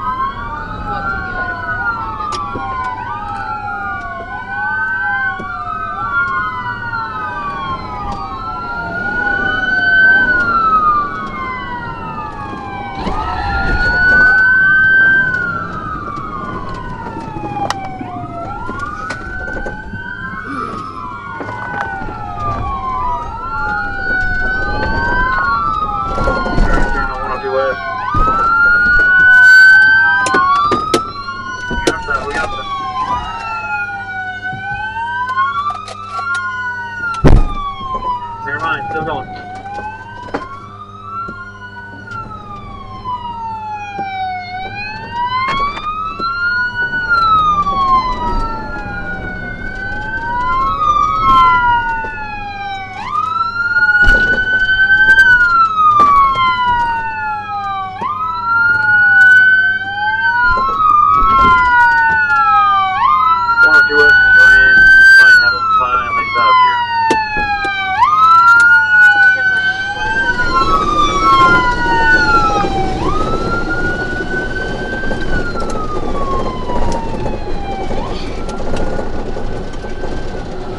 Directly in front of it.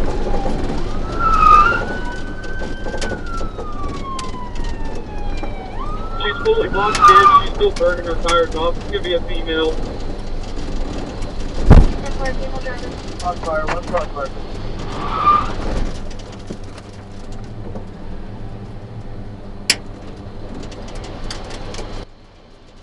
The suspect attempted to drive off and spun her tires at a high rate of speed.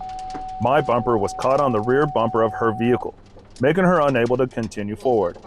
She continued to spin her tires at a high rate of speed, causing heavy smoke and vehicle, and as she began to slow her tires, a deputy approached her vehicle and busted out the driver's side window. I assisted the deputy with arresting the driver of the vehicle. Driver was charged with felony fleeing, reckless driving, driving with a suspended license, speeding, refusal to submit to arrest, driving left of center, driving in center turn lane, and has a $50,000 bond. On August 20th, 2024, I received information from an Alabama Highway Patrol trooper that a gold Chevrolet Malibu was actively fleeing from them toward Florida. I radioed my dispatch and began traveling toward the state line. Once I reached the 6-mile marker, I was advised that the Alabama troopers were instructed to cancel the pursuit. I then observed the suspect vehicle traveling eastbound on Interstate 10, weaving in and out of traffic with no law enforcement vehicles behind it. I began attempting to overtake the suspect vehicle. We're almost there. I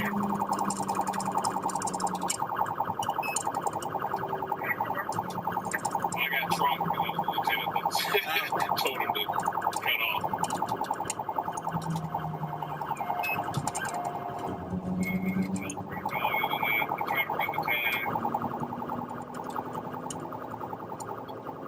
I was able to overtake the vehicle at the 7-mile marker and observe the suspect vehicle.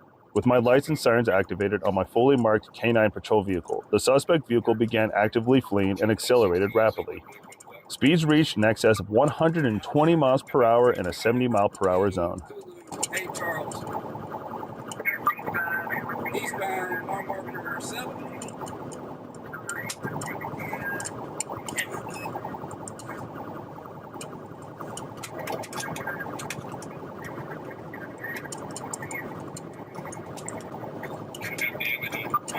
Speeds on 117, Palisades lane.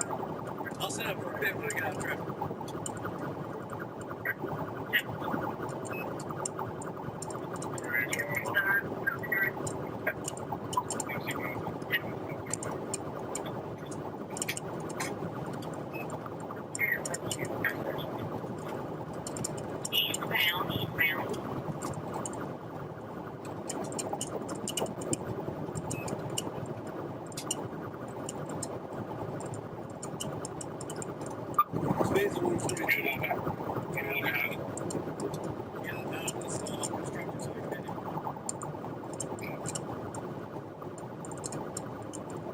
The suspect driver continued driving with willful and wanton disregard for the safety of the motoring public and law enforcement.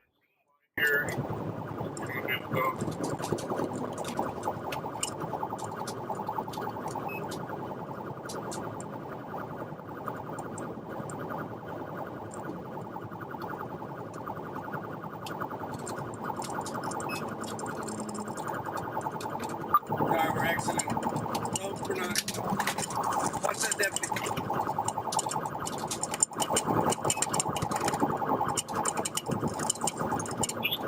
Just 29.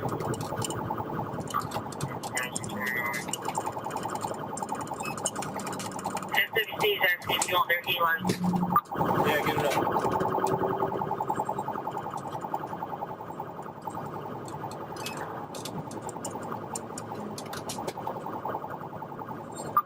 Sarge, as soon as I get this run right here, I'm going to hit it. Stand by.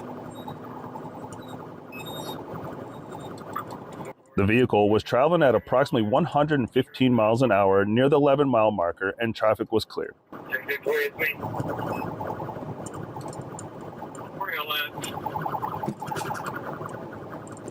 Coming up on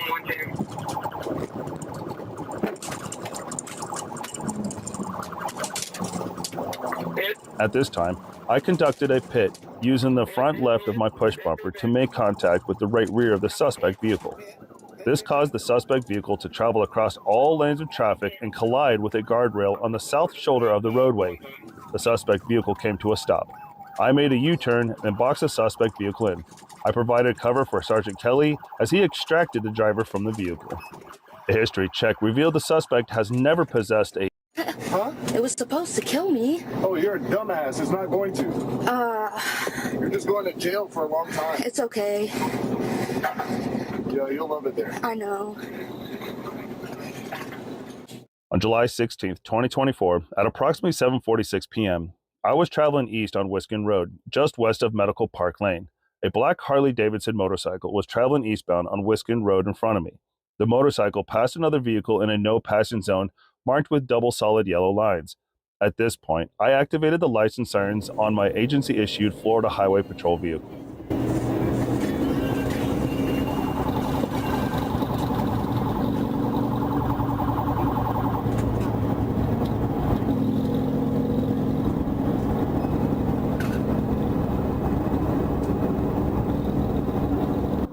The driver indicated that he was going to pull over on Wisconsin Road, just east of Medical Park Lane, but instead, the motorcycle continued and accelerated, initiating a pursuit.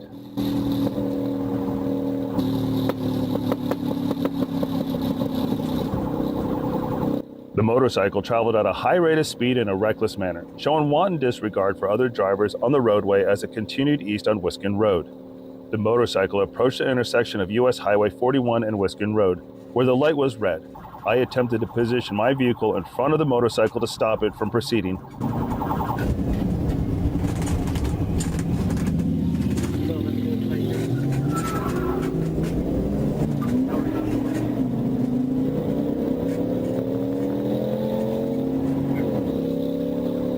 But the driver maneuvered around me and continued north on US 41, where he made a right-hand turn onto Cortez Boulevard.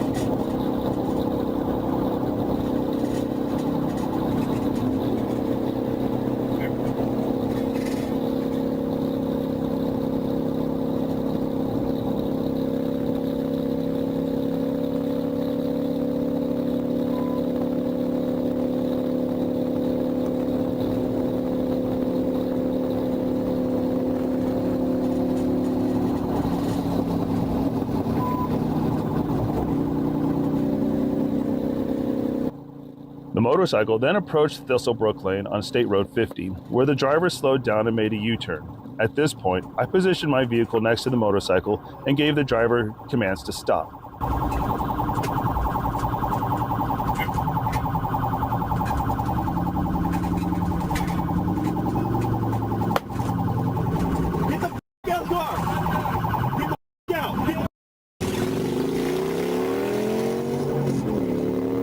The driver began to slow down and stated to me, "I'm done," but then suddenly accelerated westbound on State Road 50.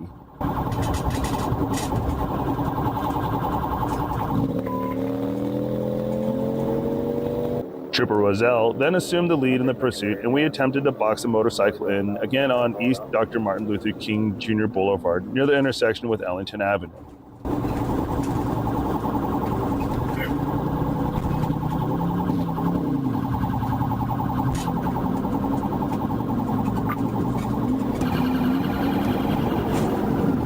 Going westbound, he's middle 12.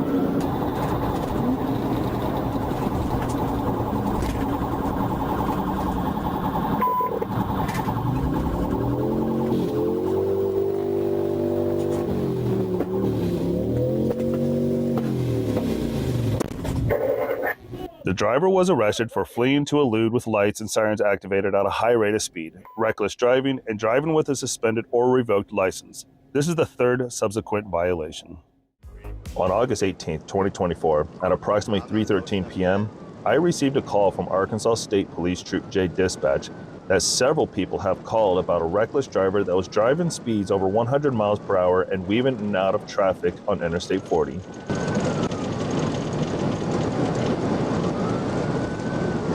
Upon approaching the 51-mile marker, I observed a silver Lexus passenger car at a high rate of speed eastbound on Interstate 40. I activated my front opposite direction radar and clocked the vehicle in at 116 miles per hour in a 75 mile per hour zone. I activated my emergency lights and siren and pursued the reckless driver. Speeds are 100. Weird. I'm not holding yet, sir. I'll call him just to check up with that. Good morning, sir.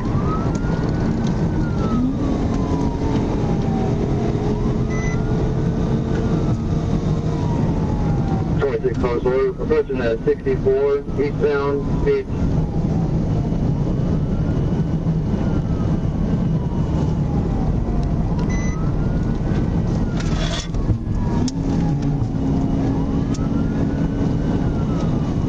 He just tried to text me.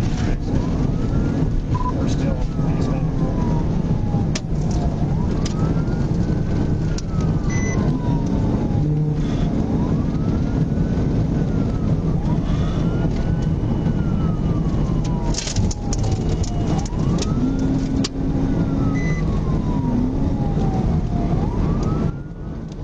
Upon approaching the 67 eastbound exit ramp, I observed the reckless driver aggressively swerve to the right toward the 67 exit ramp and then swerve to the left. Then the driver lost control of his vehicle, entering the grassy median. Yeah, he's aware.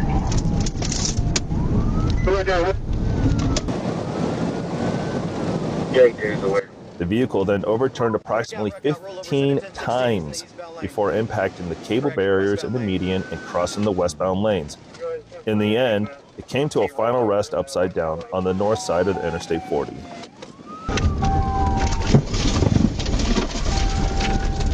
I entered the median and exited my patrol unit and ran toward the scene of the crash. I observed the vehicle upside down in a ditch.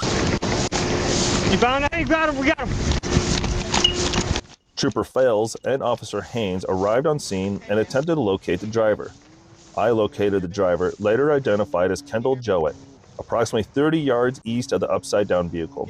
I attempted to talk with Jowett, but he was unresponsive. First responders and EMS arrived on scene and called for a helicopter to transport Jowett. I was notified that DTF Commander Chad Henson was pursuing a fleeing vehicle northbound on Interstate 555. I responded to the area and intercepted the pursuit as it traveled north of the Caraway Road overpass. I took over as the primary officer in the pursuit at that time. The suspect continued to flee northbound on I-55 at speeds over 100 miles per hour. Chad, let me take over for you.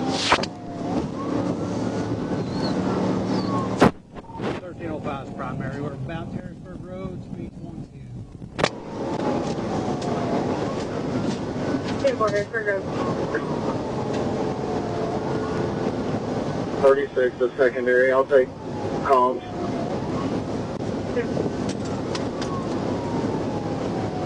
Passing under the Harrisburg exit, 110. Light traffic. 10-4 Harrisburg exit.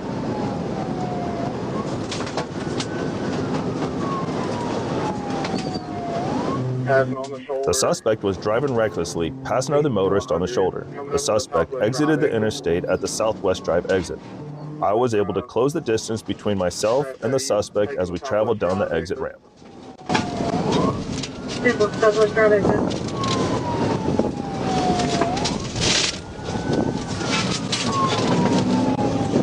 On Alexander. Stand by for direction. TVI, Southwest Alexander, TVI, TVI.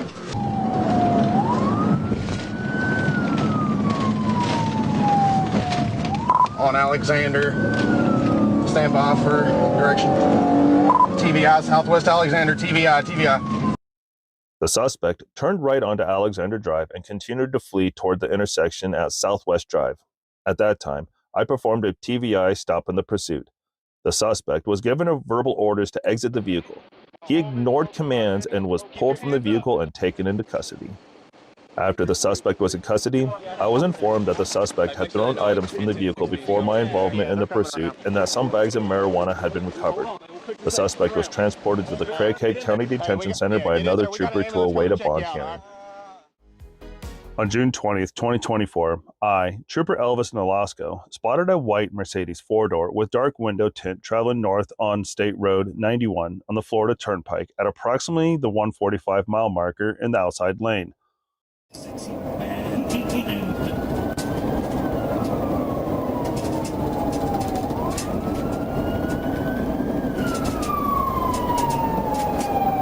Pull over to the right.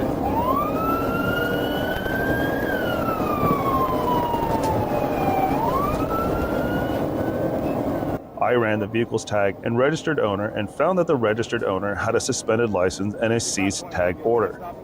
I activated my license sirens at approximately the 147-mile marker and the vehicle changed lanes to the outside lane. 2-1 Echo Kilo Sierra Mike on a white Mercedes four-door.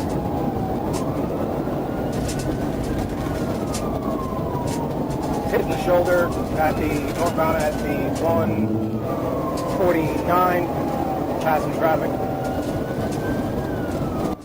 I instructed the driver to pull over to the right over my PA system, and the driver then began to accelerate. I informed my dispatch that the vehicle was failing to stop. At that time, the vehicle began to drive recklessly on the outside shoulder, weaving in and out of traffic.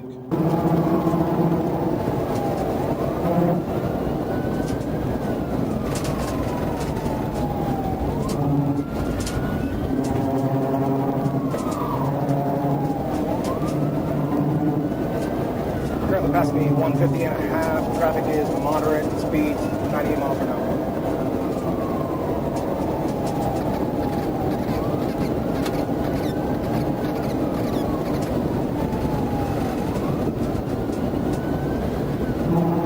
Passing on the right shoulder, passing 151 and a half. Speeds 114 miles per hour. Traffic is light.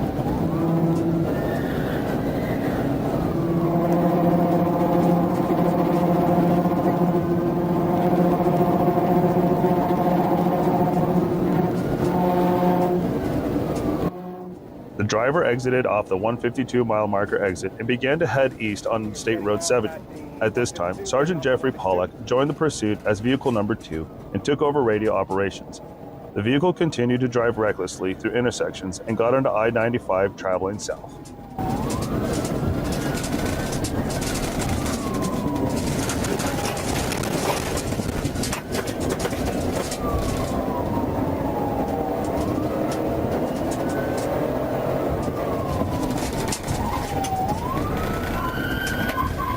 Clear, clear, clear.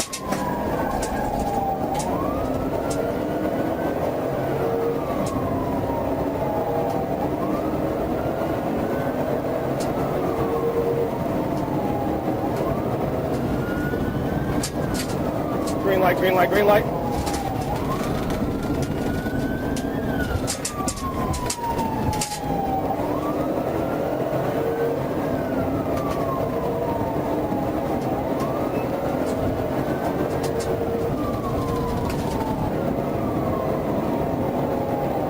The driver cut across all lanes of traffic to the left and attempted to make an illegal U-turn across the center grassy median, which caused him to collide with a dark-colored SUV. At this time, I attempted to conduct a pit maneuver on the vehicle.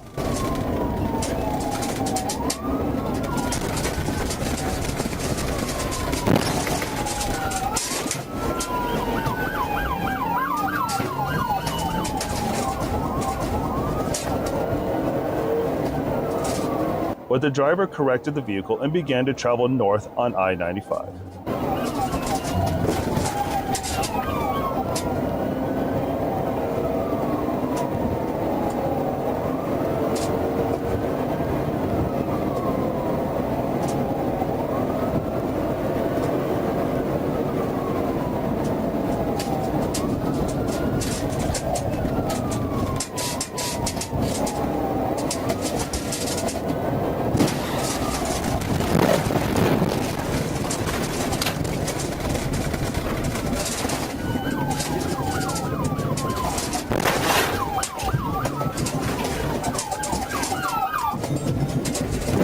The vehicle began to spin and seemed to correct itself and looked like it was about to continue fleeing.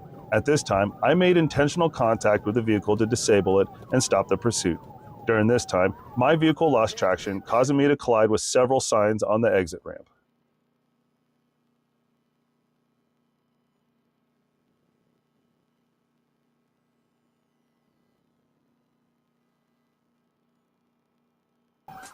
I drew my issued handgun and informed the passenger to not move and show me his hands.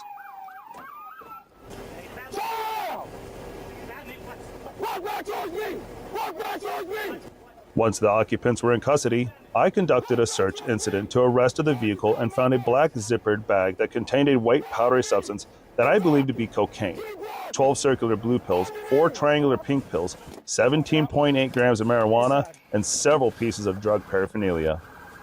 The driver was charged with reckless driving with damage to property, fleeing and eluding with damage to property, leaving the scene of a crash with damage to property, possession of cocaine, possession of marijuana, and many more. I, Trooper Ziegler, observed Sergeant J. Diaz attempted to conduct a traffic stop on a white Mercedes-Benz SUV with a Florida temporary tag. He's going on turnpike.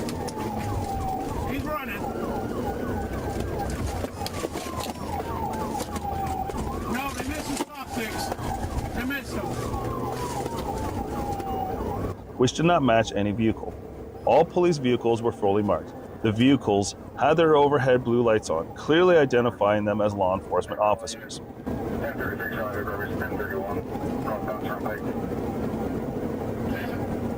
White Mercedes, SUV.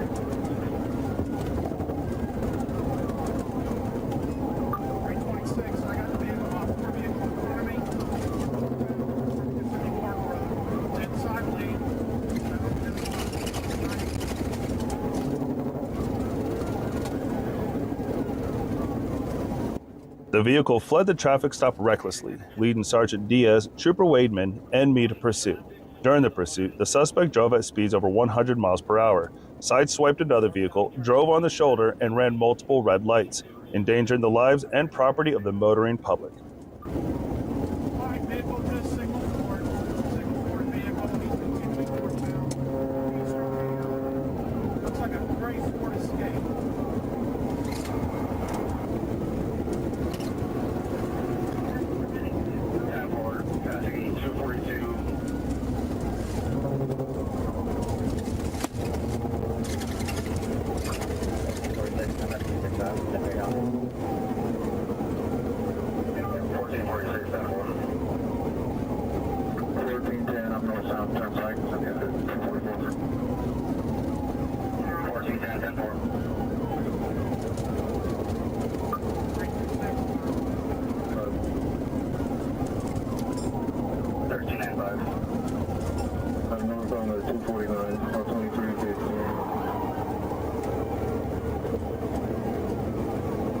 171. All right.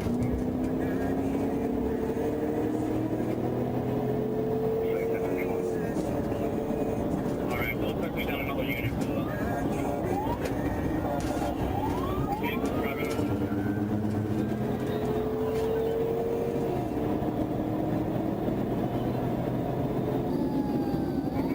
Details, can will be supported.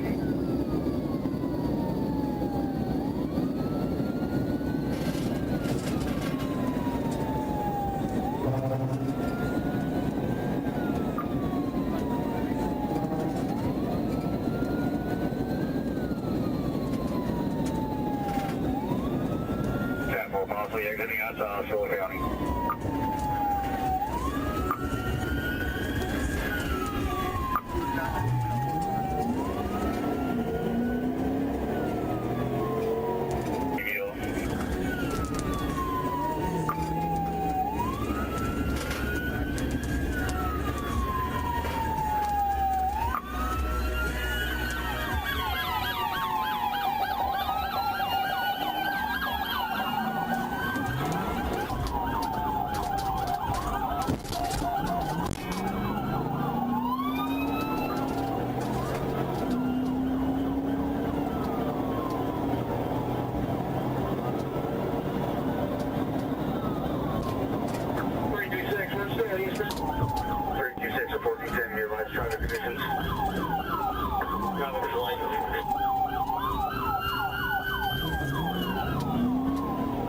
We're just stopping for intersections, and that's what's getting us.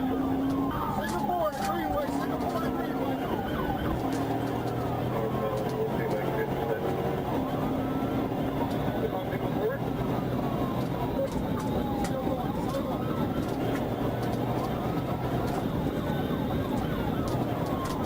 I, Trooper Ziegler, took over as the primary pursuing unit. I observed the vehicle traveling at over 100 miles per hour in a 45 mile per hour zone and called out on the radio. The vehicle failed to negotiate a curve, crashed into two vehicles, and traveled off the roadway.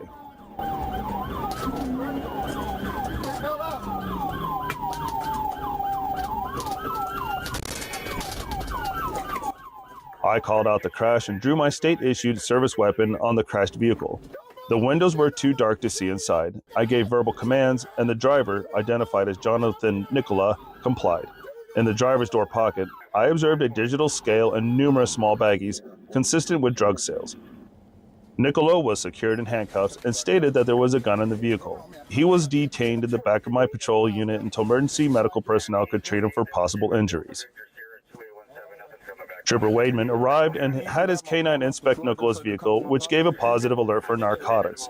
The vehicle was confirmed stolen from Lee County on July 2nd, 2021. The temp tags were fake. On Friday, March 1st, 2024, I, Trooper Ramsey, was traveling eastbound on U.S. Highway 412 past the hometown country store near Van Zant Road around 8:20 p.m. As I approached the store, I observed a small passenger car that appeared to be a Ford Fusion driving through the parking lot with a blinker on, but no lights. The vehicle accelerated at a high speed and then stopped in the middle of the parking lot twice. Then accelerated onto West Van Zant at a high rate of speed, still with no lights on.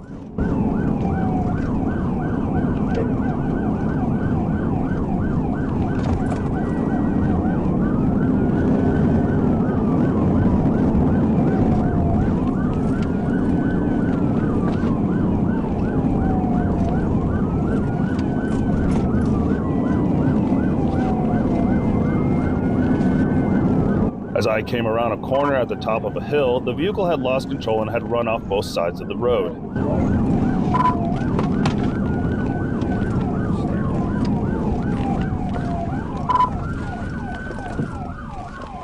The vehicle was back off the left side where it went through someone's front yard, struck their driveway culvert, and then crossed the road and struck a large tree before coming to a final rest.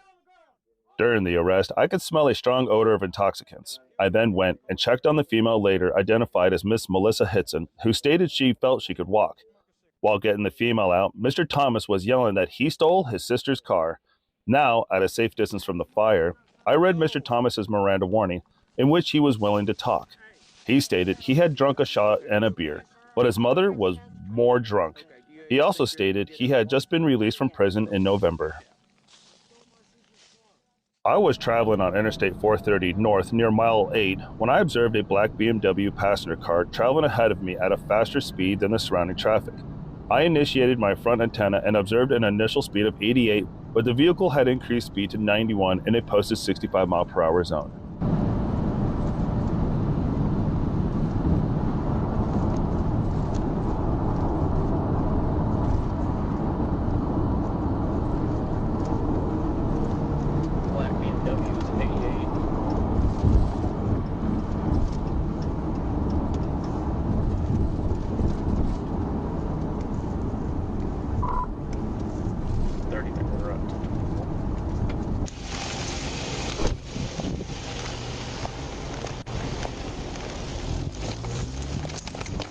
As I approached the rear of the vehicle fled the stop, turning east onto Control Road.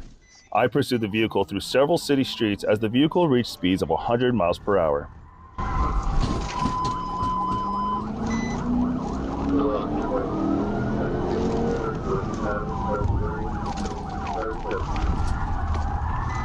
South on Pleasant Valley.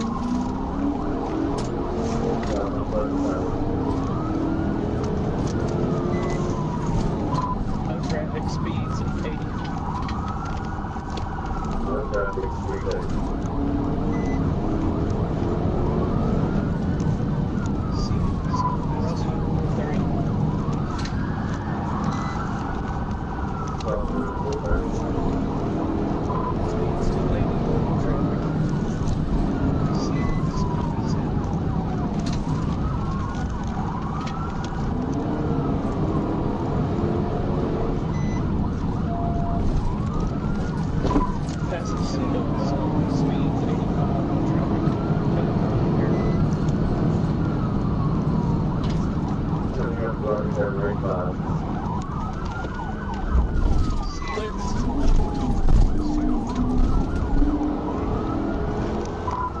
Continue straight through.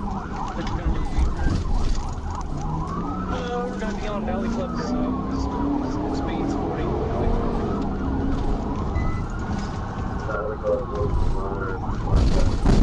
As the vehicle was negotiating a right curve on Valley Club Circle, I attempted to position myself to conduct a TBI,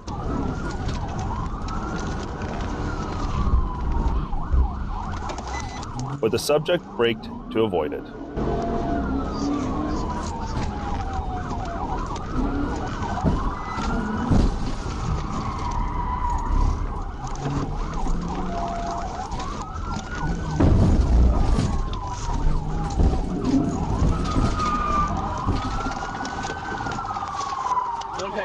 While catching up to the vehicle, he continued to brake check me, causing me to ram the rear of his vehicle. The pursuit turned south onto Wendy Lane, approaching Henson Road. I knew Henson was a high-traffic area, which would be dangerous to the motoring public. I decided to execute a TBI on Wendy Lane at Henson Road. The driver was seen grabbing a black backpack from the vehicle and began to flee west on Henson Road. The subject jumped a privacy fence into the residency of 577 Valley Club Circle. I circled around to the front of the residence to search the backyard when the homeowner yelled at me that the individual had entered his home. The homeowner and his family pointed to the subject who was laying down in the hallway. On Thursday, July 4th, 2024, at approximately 9:05 a.m., I, Trooper Daniel R. Parker, was traveling south on Interstate 40 East near the 132-mile marker. Troop A Communications broadcasted over the radio advising that Conway Police Department was currently in pursuit of a red Ford Mustang on Interstate 40 East at the 132-mile marker, and that they were requesting our assistance.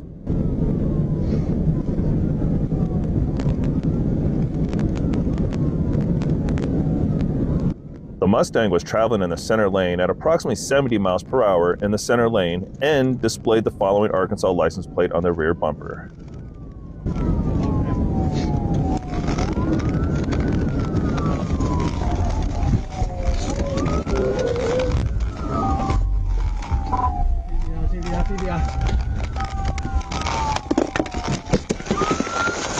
At 9:06 a.m., I approached the Mustang on its passenger side and contacted its rear quarter panel with my front driver's side bumper to perform a TBI.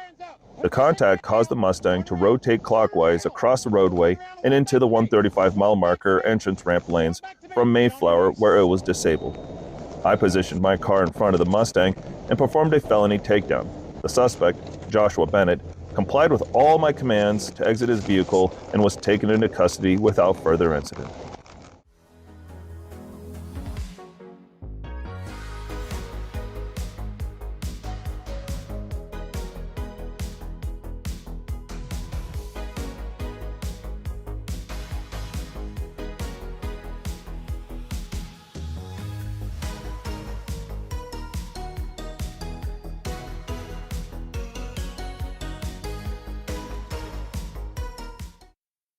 A North Little Rock police officer attempted a traffic stop for failing to stop at a stop sign, and the registered owner was known to have a warrant. Of course, after turning on the special signals, the Hyundai driver started to try to drive away.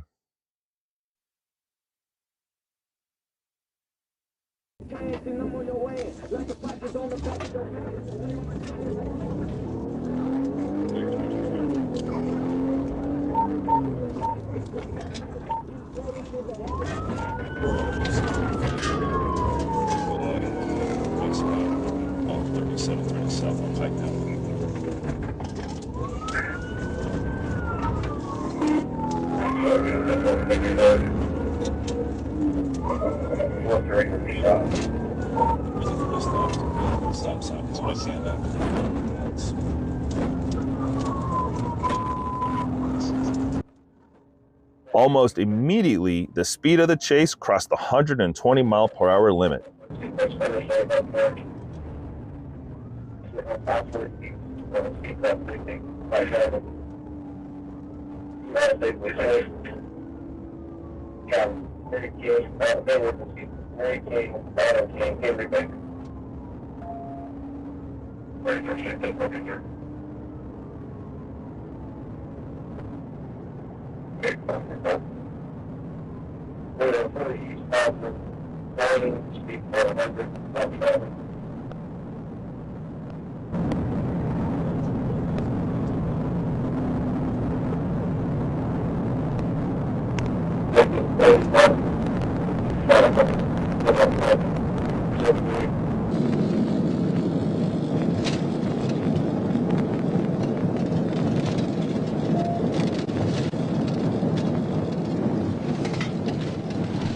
Taking the 141.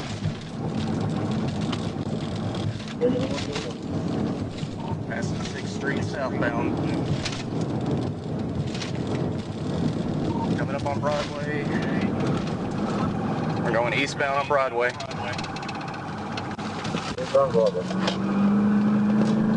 Turning into the Shell station. ASP Trooper Glover assisted in the pursuit, which entered an active work zone.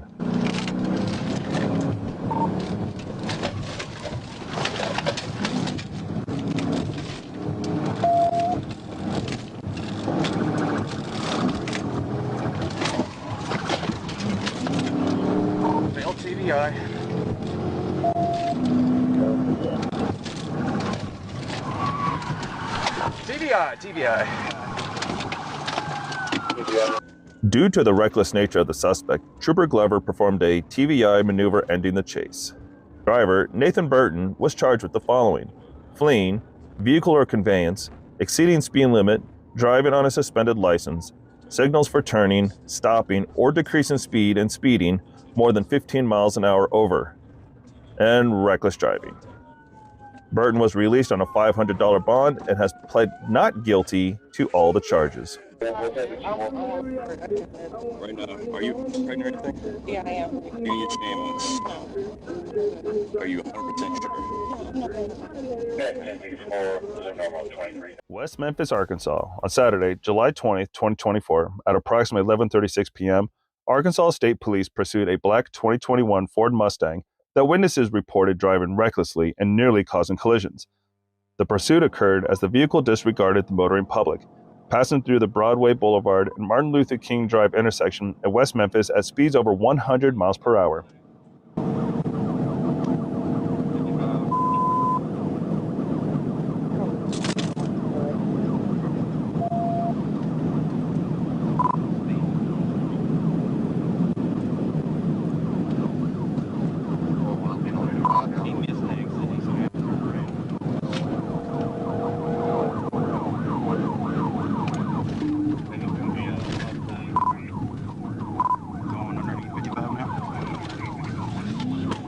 occupants in a black Mustang that's lost there are shooting suspects from yesterday. And that's correct, day 21. 55.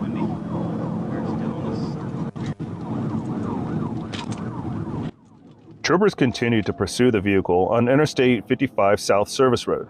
The suspect vehicle turned north and traveled onto the North Service Road as it continued to attempt to flee. As the suspect vehicle approached the intersection of I-55 North Service Road and MLK, which has both very heavy vehicle and pedestrian traffic, troopers performed a successful TVI to end the pursuit.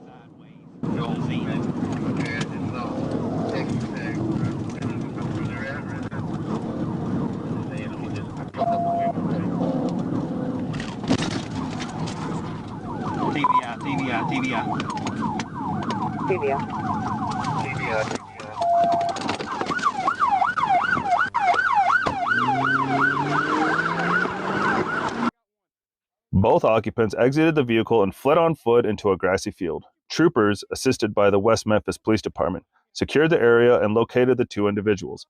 Inside the vehicle, troopers found a loaded black Taurus handgun, multiple vehicle key fobs, a vehicle key programming device, and illegal marijuana. The suspect vehicle and the seized handgun had been reported as stolen. On July 8, 2024, at approximately 4:50 p.m., I, Trooper A. Cass, visually observed a silver Land Rover SUV traveling in excess of the posted speed limit. I confirmed via moving radar the vehicle was traveling 72 miles per hour in a 50 mile per hour construction zone with workers present on I-30 East at mile marker 139. Once behind the vehicle, I activated my lights and sirens to conduct the traffic stop.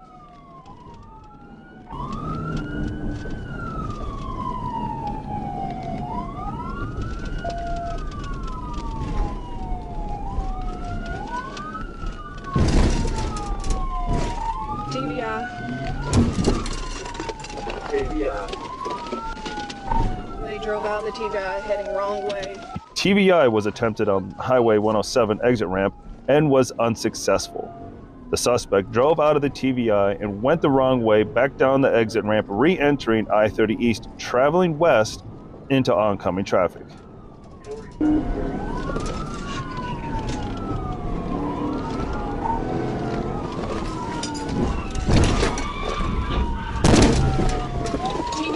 Other person. A second TVI was attempted and successful. Suspect attempted to drive out of the TVI again, causing him to hit another vehicle traveling eastbound in lane 4 as they were swerved toward the left shoulder. I used my unit to pin the car between both cars as the suspect continued to attempt to drive away.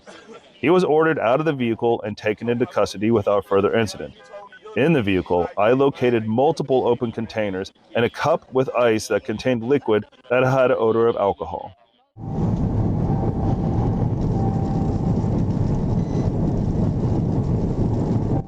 On July 9, 2024, at approximately 9:50 a.m., I, Trooper Joshua Landreth, observed a gray Ford Escape displaying Arkansas license plate traveling southbound on Interstate 555. The license plate expired on 04/24. I conducted a traffic stop on the vehicle at mile marker 39. I contacted the operator, who identified himself as Drayon Crabtree. At the same time, I observed a small child in a car seat in the vehicle's rear seat. I could not get a driver's license returned on the name given. During the encounter, the operator drove away from the stop location.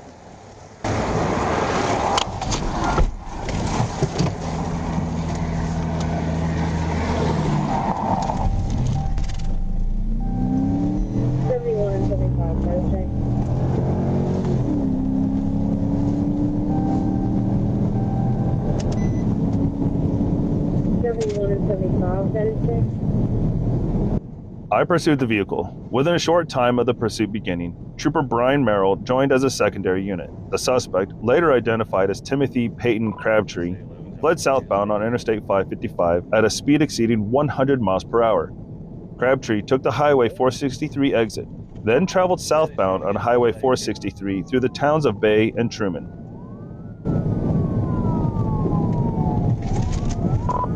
Taking the Bay exit. We're doing that. Yeah, I'll take it for a minute. Okay. Delta for approved say 1063 for C11.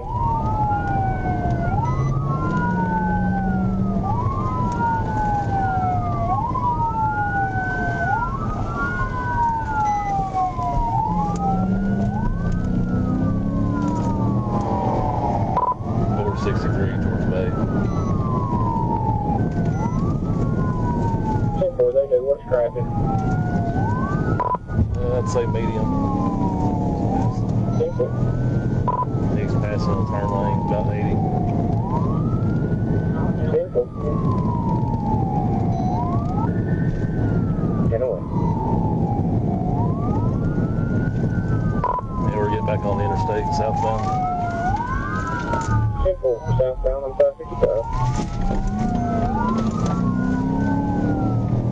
I'm coming up on the county line. I'll see if I can get spikes for us out.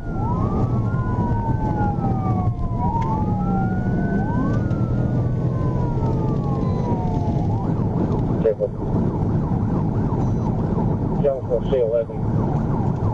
Go ahead. First day is, hey,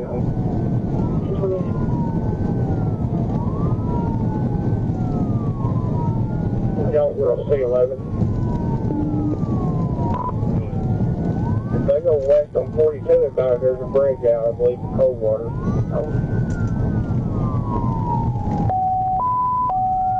Because they're going to be coming up to the flowway in Earl. Crabtree then traveled eastbound on Highway 42 into Crittenden County. Crittenden County deputies were able to set up and deploy spike sticks on Highway 42 just south of Interstate 55. Crabtree drove over the spike strips, causing 3 of the vehicle's tires to go flat. Spikes up here, spikes up here. Pretty sure he hit him. Spikes up here, spikes up here. Pretty sure he hit him. While attempting to avoid the spike strips, Trooper Merrill lost control of his vehicle, causing him to travel off the highway into a large ditch. His vehicle rolled several times before coming to a stop. Due to injuries sustained in the crash, Trooper Merrill was transported to St. Bernard's by ambulance. 18-4. Crabtree continued to travel on Highway 42, approximately half-mile east of Interstate 55, where he came to a stop, then fled from the vehicle on foot, leaving a 4-year-old unattended in the vehicle. Crabtree fled into a thick ditch line to the north of the highway. Poinsett County Deputy Wes Gibson assisted me in locating Crabtree in the ditch with his canine partner. Crabtree's careless actions put the public's lives in substantial danger of death or serious physical injury. Crabtree also created a significant risk of death or serious physical injury to the 4-year-old child in the vehicle at the time of this incident. In the evening hours of August 8, 2024, I, Trooper DeAndre Fuller, responded to the area of Highway 67 and Highway 51 to assist the Prescott Police Department and Nevada County Sheriff's Department.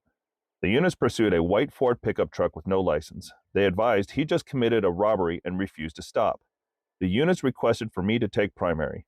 I took primary in the pursuit with my lights and sirens activated and advised Hope Dispatch. 17, he's going to be in front of the Charger. 3 cars in front.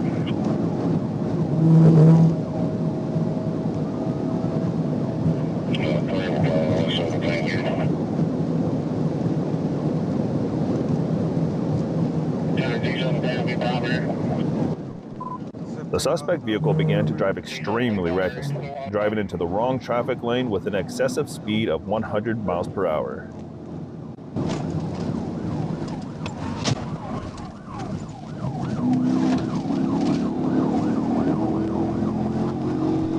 Just brake check, still 67 speed, about 7, no traffic.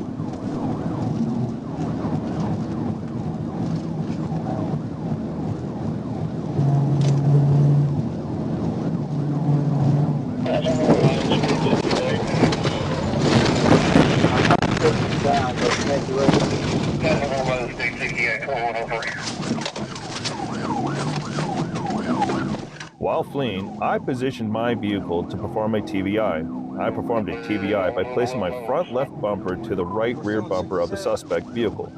This action caused the vehicle to rotate clockwise.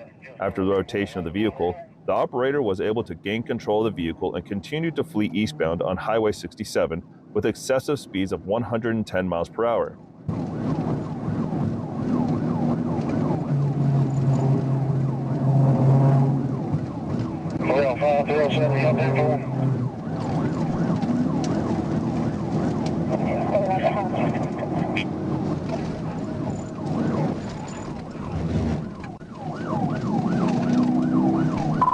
ran off over here in the ditch. 67 coming up on Cayley Road.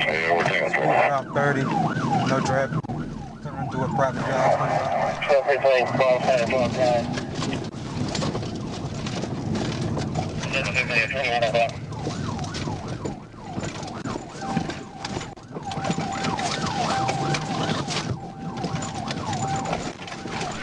We're off in the wooded area back here.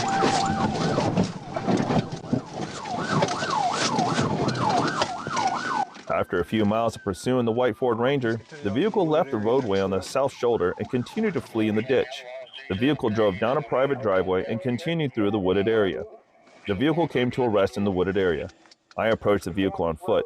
While given verbal commands, I observed the vehicle was stuck and spinning its tires in an attempt to free the vehicle. Ryan Jin refused to listen to my commands. He continued to spin the vehicle tires, attempting to get the vehicle unstuck. Mr. Jin continued to refuse to get out of the vehicle. A Clark County deputy and I approached the driver's side of the vehicle. Yeah, no problem. All right.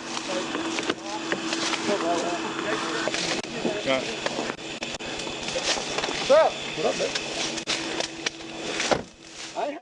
It all started when police received a report of a possibly drunk driver of a Ford Crown Victoria. After some time, a police officer located the suspect and began to observe.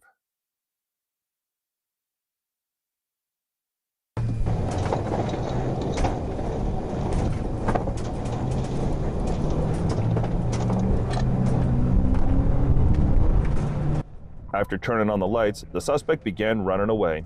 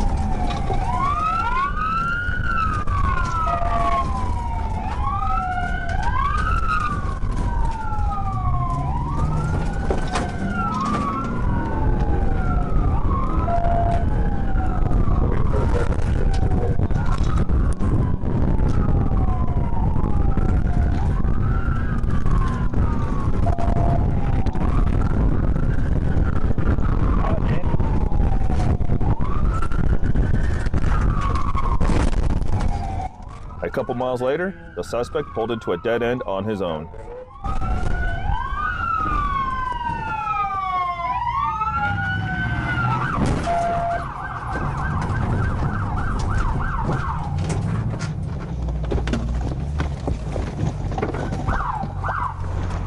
Hands! Drop your f***ing hands! Put your hands out the window! Don't you move! Guess what you going to jail for? Felony, fleeing, and DWI. The suspect is charged with fleeing, felony, substantial danger of death, possession of controlled substance, open container containing alcohol in a motor vehicle, careless and prohibited driving, driving on a suspended license, fictitious tags, and no seatbelt. On January 22nd, 2024, I, Trooper David Ramos, was traveling west on County Road 229. I observed a black Infiniti Q60 with the front windshield tinted. I conducted a U-turn and began traveling southbound on County Road 229 to overtake the Infiniti. I entered the private driveway and observed the Infiniti increase speed and round the northwest corner of the building at a high rate of speed.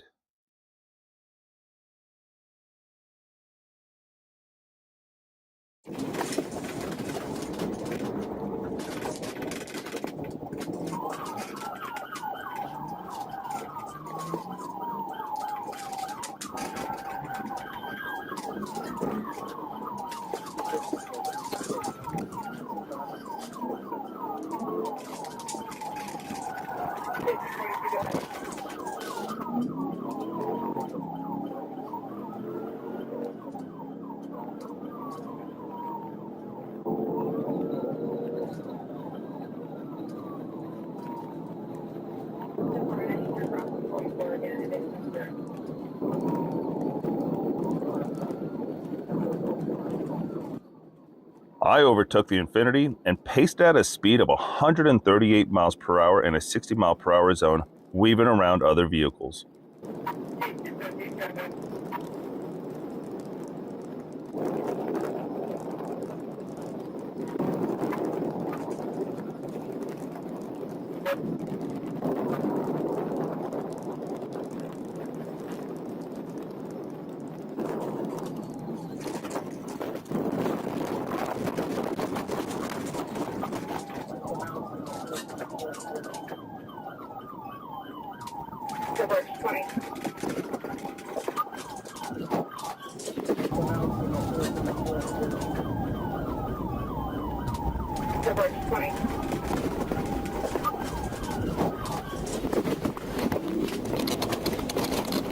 Get out of the fucking car right now!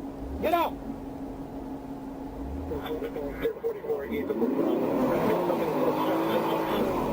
Get out of the car right now!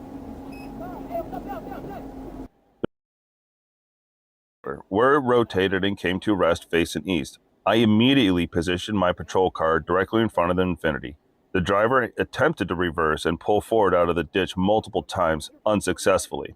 I commanded the driver to step out of the vehicle several times, but he did not comply. The driver partially lowered the window and briefly communicated with me. When asked to fully lower the window, the driver said he would, but he never did. He continued to resist and oppose every command given to him. Hit some shit, it could have hit that vehicle, they're just gonna hit the bike. Okay, so... Hey, Buck, can you be fair, can you talk to the white sedan and see if anything hit their vehicle from this asshole? And it's 1070 for that vehicle, please. Yeah, sit down, straight down. Bend the knee. You're facing off that way.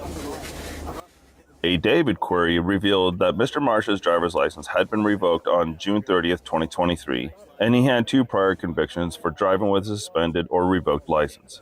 That's what I'm trying to sit your rear first. Okay, so what you gotta do is, we'll put you across, all right? Not expose yet.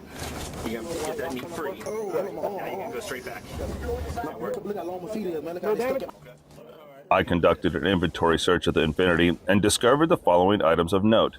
1 clear plastic bag containing a white powdery substance in the driver's door, 1 clear plastic bag containing a purple powdery substance in the glove box, 1 Glock 21-45, 1 round in the chamber, 1 30-round extended magazine, and loaded ammunition, and so on.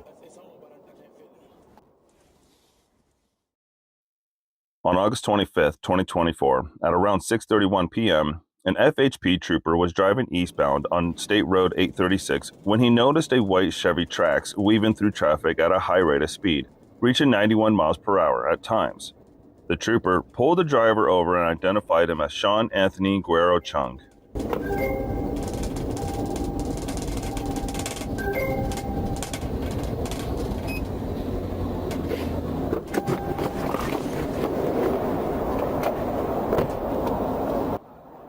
An arrest report for Guerrero Chung alleges that the trooper saw him shuffling an unknown item on the rear right floorboard, which later appeared to be a green backpack.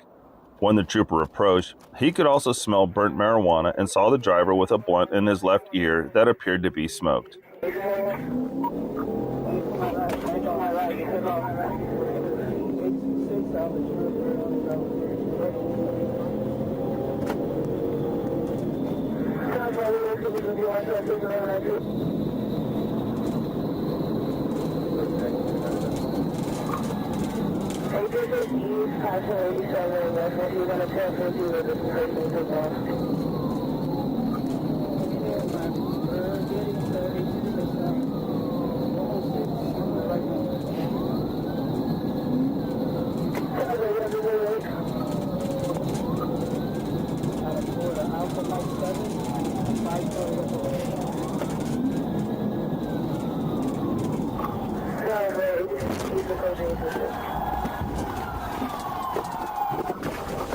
Let me see your fucking hand! Let me see your hand! Pit. Let me see your hand! Let me see your fucking hand! Step out, bro! Get on the fucking floor! Get on the fucking floor! Get on the floor! I'm scared. Nacho, get on the floor! I'm scared, bro! Get on the floor! Get on the floor! I'm Miami, sign me another unit. The trooper yells for Guerrero Chung to put his hands up, and he arrests him. But when the trooper took inventory of the vehicle, He said he noticed that the green backpack was missing. Other officers then located the backpack on the right shoulder west of where the chase came to an end. The backpack was full of drugs.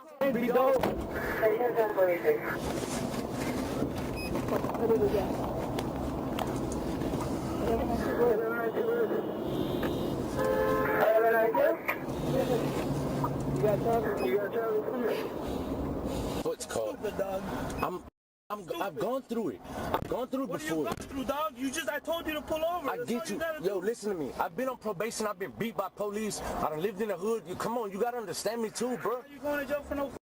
Look at you. Okay, that's okay. But I need you to understand. I was scared, bro.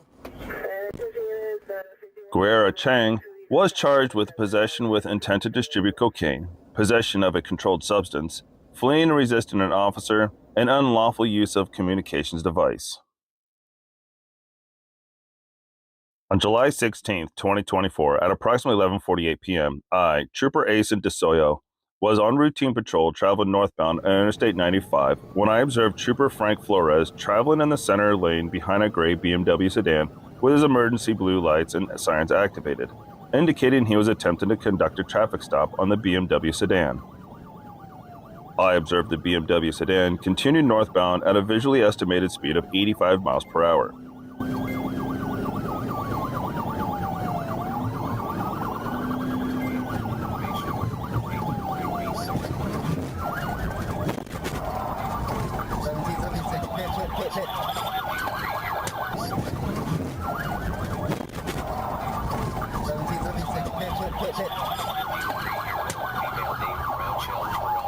Had a vehicle call to stop.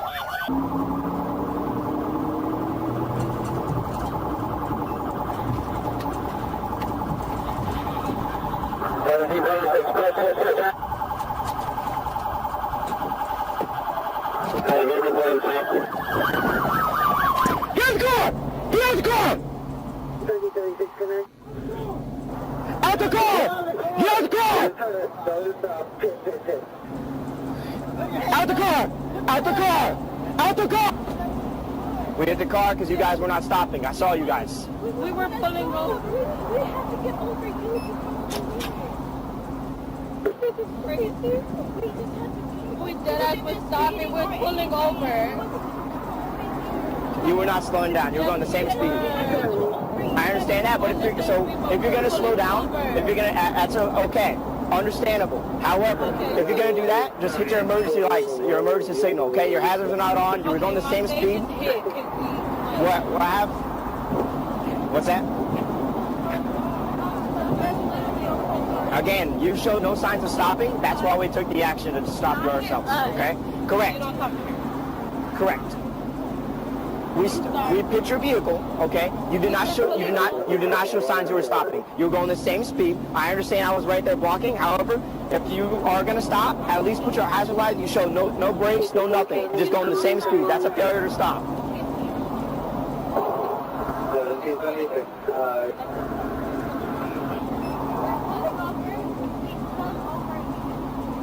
The front right and rear right passenger doors then opened with two females who were identified by their Florida identification cards as Tamar Pierre and Julissa Pierre to exit the vehicle. The driver of the BMW exited the vehicle through the driver's side door, where Trooper Flores placed handcuffs on him to detain him for our safety. Upon my initial contact with Mr. Whittingham, I observed bloodshot and watery eyes, droopy eyelids, and a strong odor of alcohol. He mumbled and slurred his speech.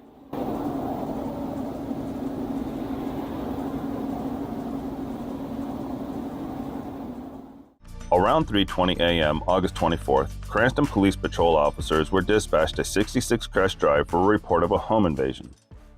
The residents reported that two masked men armed with handguns made entry through an unlocked door. The suspects demanded the keys to a 2018 Ferrari Spider convertible parked in the garage and a Corvette. It was clear that the suspects had intimate knowledge about the residents and the vehicles they were seeking. The keys were turned over, and the suspects left in the Ferrari.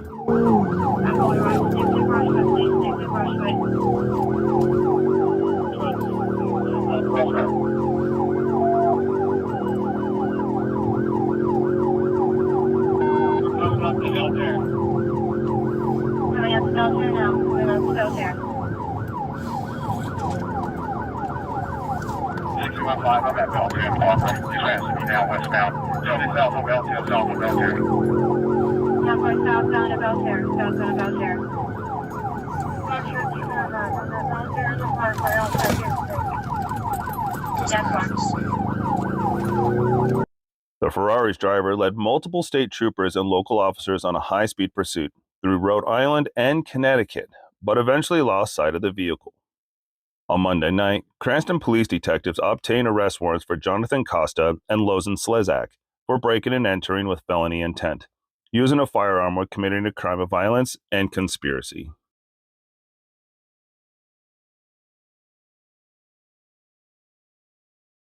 Play, I'll start getting 6.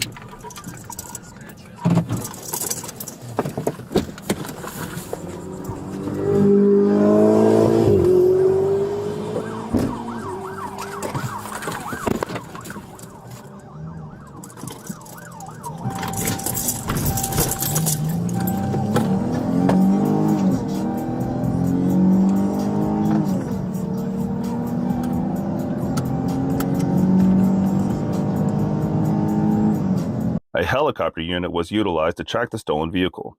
The suspects were initially able to evade capture, but they were later tracked to a local residence, where the Ferrari was recovered unoccupied and hidden under a tarp.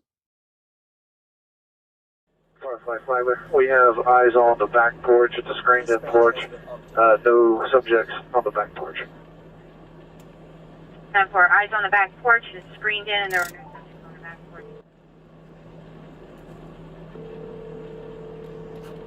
Your call has been forwarded to voicemail. The person you're trying to reach is not available. At the tone, please record your message. When you have finished recording, you may hang up. Robert, this is Brian Jackson, Flagler County Sheriff's Office. Give me a call. I need to talk to you. This is Brian Jackson with the Flagler County Sheriff's Office. We are outside your home, and I need to speak with you, or I need to speak with Robert. Please call me back on this number right away. Residence at 9 Royal Palm Lane. This is the Flagler County Sheriff's Office. Come out with your hands empty and showing, and obey all commands when you come out the door.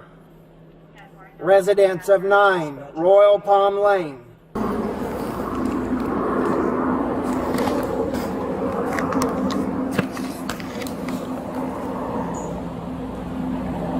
Sheriffs surrounded the residence and were able to take Jonathan Costa into custody immediately.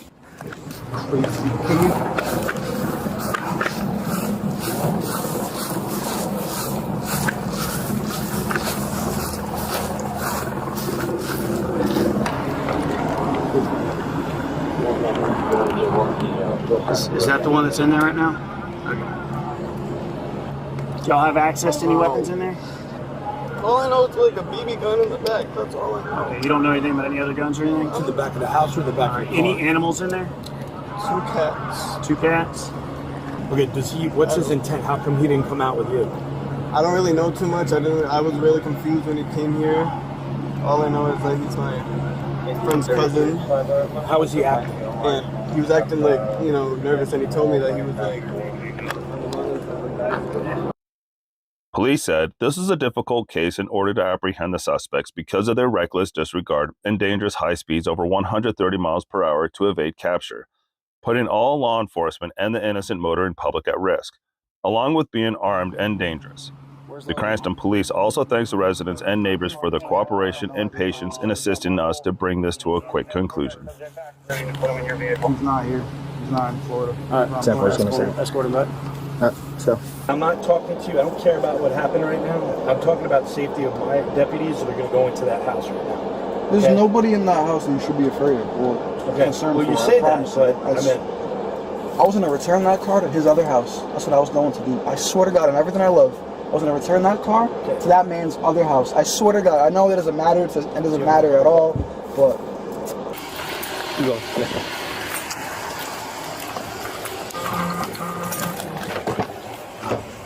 Sit down right there for me. Real quick, nothing on you right now?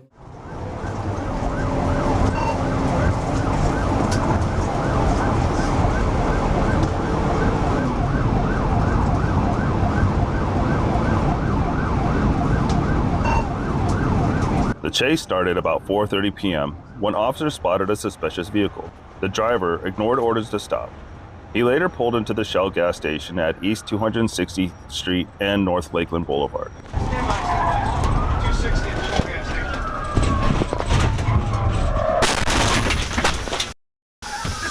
Just ran me! An officer attempted to block the truck, a 2019 Chevy Silverado, from leaving the gas station, but the driver struck the police cruiser with a pickup and sped away. Radio headed back south from 260 from North Lakeland. It's going to be a silver Chevy Silverado. Have speeds right now at 75. Light traffic. Roads are dry.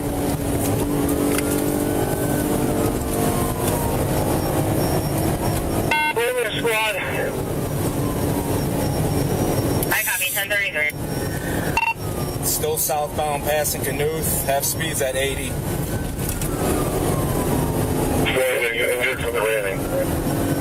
Yeah.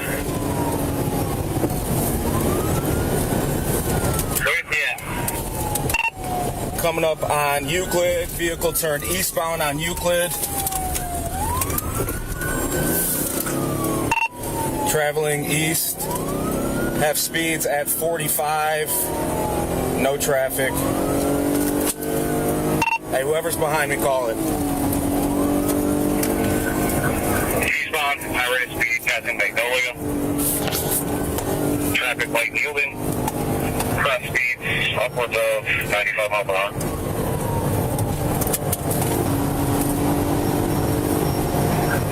Westbound, speeds 95 miles an hour. Traffic is moderate and yielding.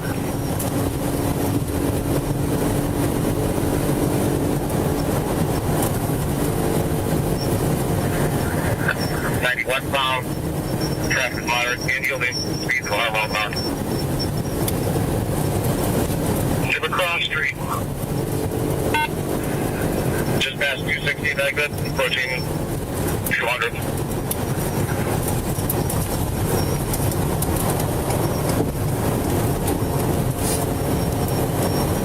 90 westbound, approaching at 200 exit, standby. I missed the exit.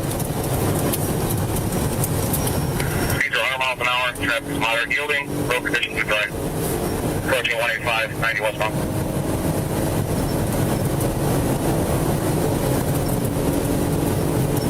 Grab that plate. Speed 7, you take the radio. Copy. Radio 90 west still passing 185. I have moderate traffic, road conditions dry. Speeds currently at 110.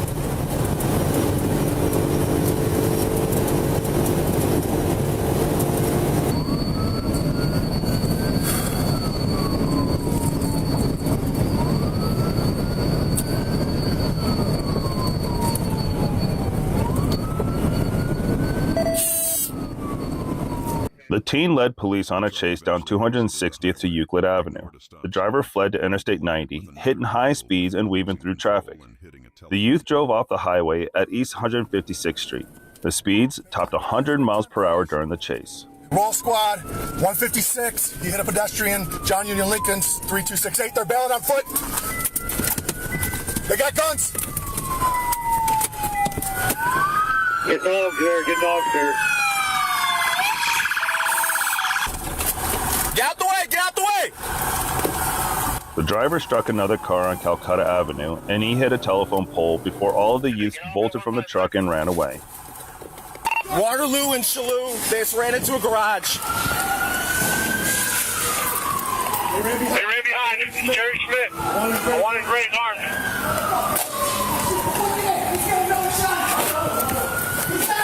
Description.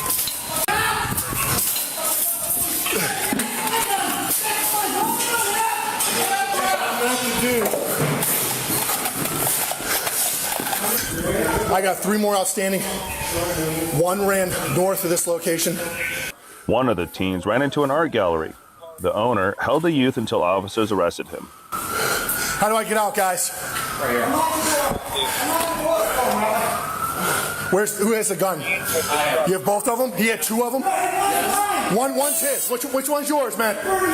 The little 38 yours? All right. with the Kia.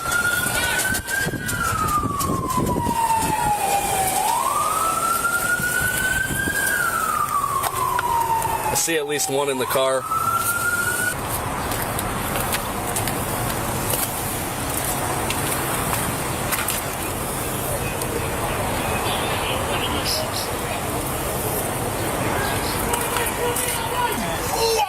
Hey, sir. Sir. Hey, give me his ID, do me a man. favor and talk to this I want to talk to his mama, man. Your mama for raising up. That's you. We'll check that out later. I got your face, you little. Somebody know you on Facebook. Hey. I'm through with it. I know. I don't blame you. I don't blame you. You have every right, but hold on. Let's not do this right now. Wait. You went this way?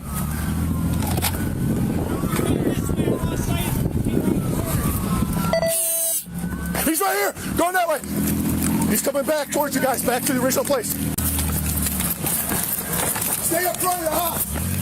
Get out. I have cuffs. I didn't do nothing. I did it.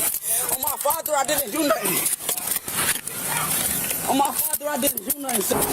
Hey, landlord for this property at 15311 lives in California. They have surveillance cameras in the back that she might have access to. Her name is Vanessa. Can you please call her at 1819? I think this is where they caught that one kid who was barefoot. He came up in here and he loses. That's why I kind of wanted to go back that way, but we'll see if we can get. Hey, show me your hand! Show me your hand! Show me your hand! You're gonna get bit! Show me your hand! Hey, you're gonna get dog bit! Get the fuck up! You're gonna get up! 1033 made contact. Get the fuck up! That's why you hold the perimeter, by the way. Yeah, good job. You would think it though, crazy.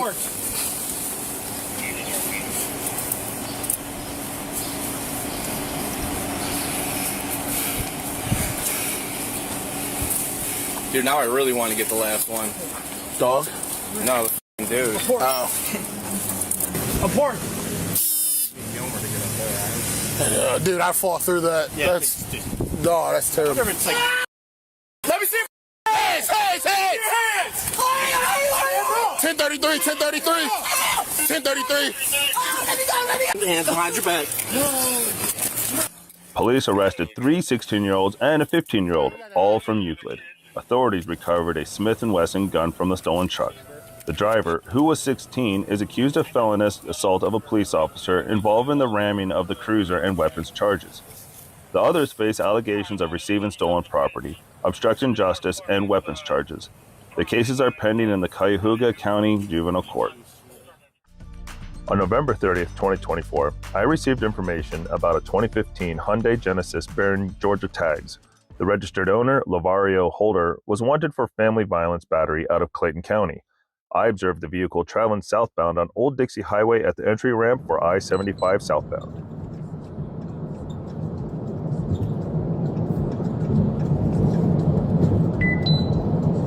You gonna try to get out?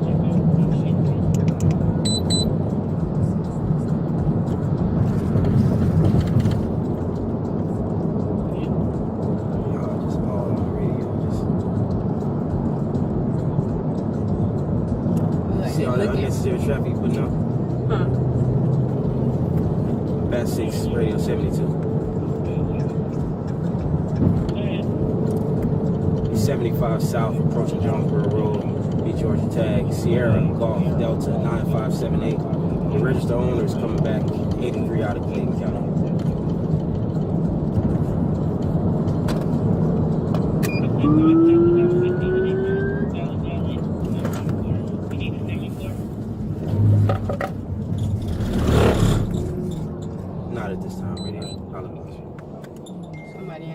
Passenger, he got a passenger too.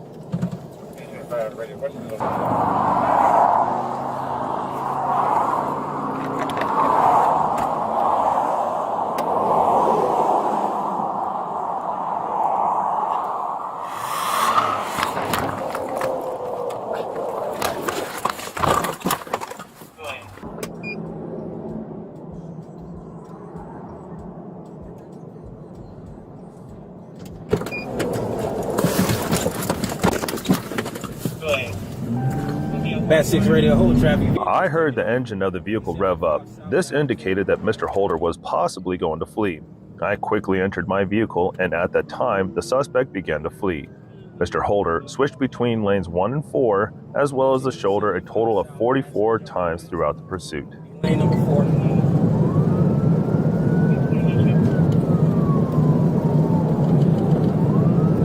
Bad 6 radio, notify GSP. We going coming into lane number 2. Speed's about 100.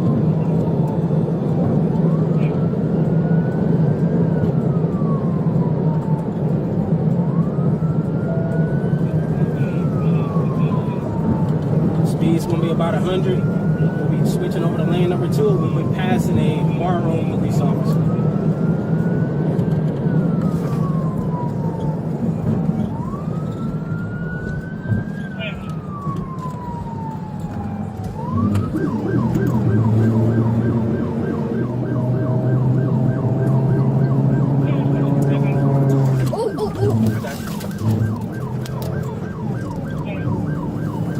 Bad 6 clear now 45, start taking over traffic. Bad 6 radar will be continuing south 75 toward Henry County.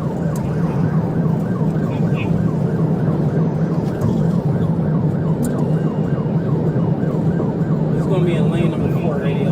Just swung all the way over to the right. The speed's going to be about 115, medium traffic.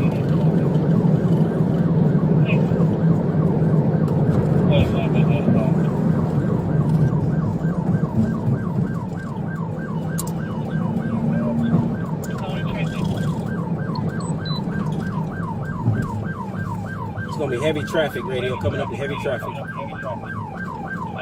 look like they shot out the window. Huh? You look like they shot out the window. Somebody shot at the window?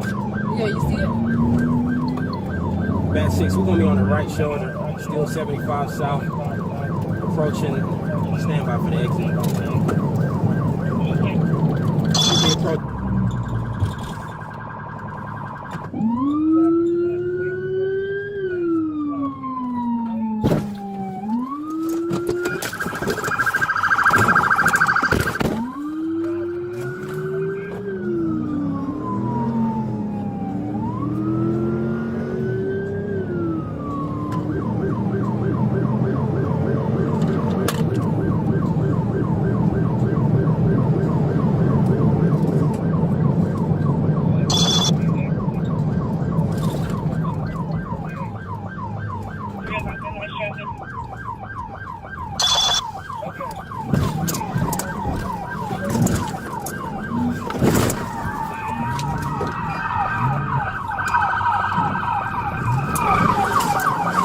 Close the door.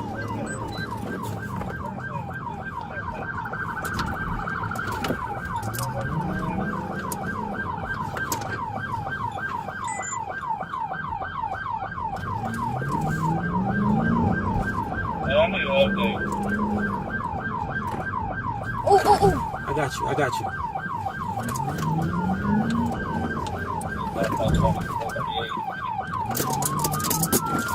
Move, y'all, move.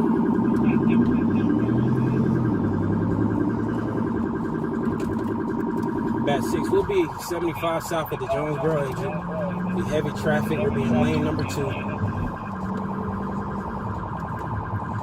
Be getting off, stand by. Continuing 75 south, right shoulder.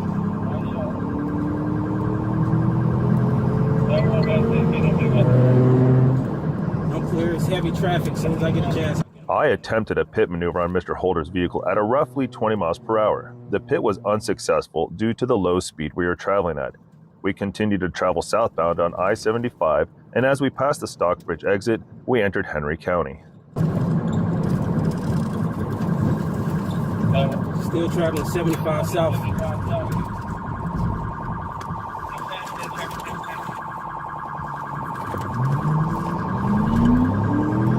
Still on the right shoulder. Radio notify Henry as well as Lamar County.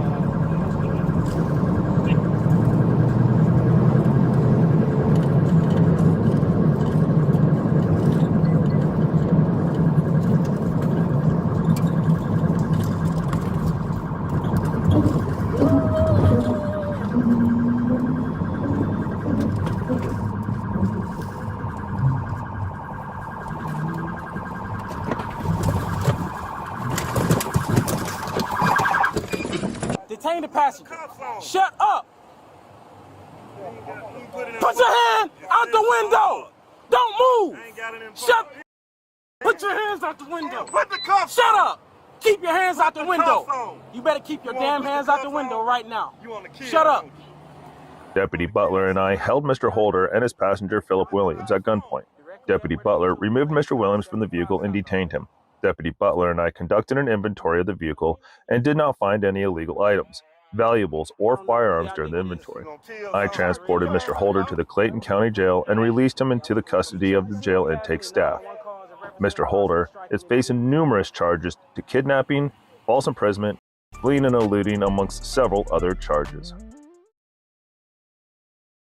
While patrolling in the area of Highway 42 near Forest Parkway, I observed a vehicle traveling at a high rate of speed. I then used my front radar antenna and got an accurate speed of 75 miles per hour in a 45 mile per hour zone. I then conducted a traffic stop and Deputy Brown spoke with the driver. Registration.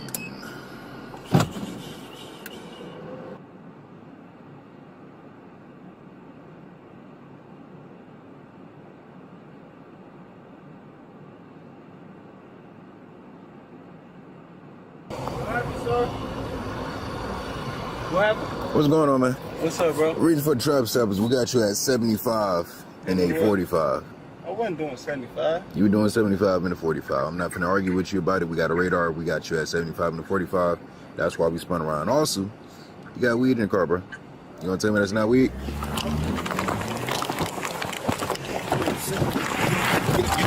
While speaking with the driver, Deputy Brown inquired about a marijuana bag in the passenger seat. The driver, Carlos Mosby, immediately fled away and initiated a vehicle pursuit. All right, but don't go back.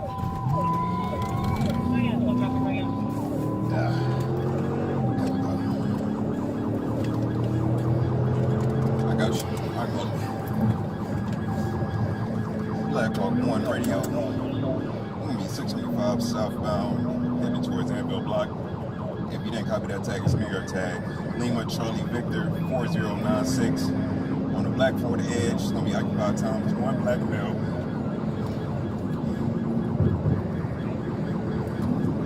We're northbound.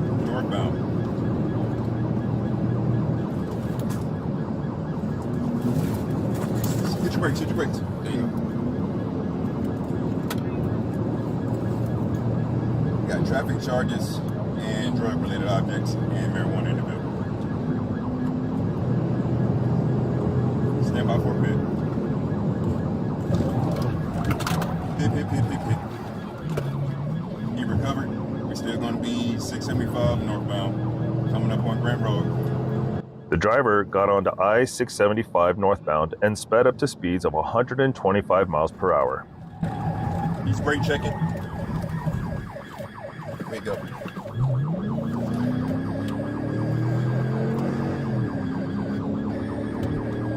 Gonna be continuing 675.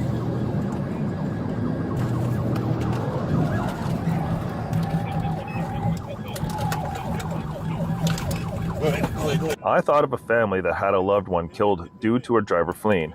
I also realized the dangers it posed to myself by attempting to end the pursuit at speeds over 100 miles per hour. Reminded myself that it was my duty to protect the innocent motorists on the roadway.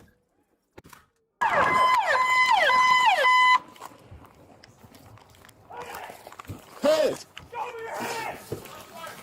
I got him! Where the fuck you at? Yeah, don't bring that shit to Clayton. Performed another pit, which was unsuccessful and caused him to crash into a tree. The vehicle then came to an uncontrolled rest in the woodline after bursting into flames. The driver then got out and ran into the woodline. However, he was too slow and was caught by faster deputies. While listening to Mosby's spontaneous uttering, I could tell the odor of the alcohol beverage coming from Mosby's breath. Just repair.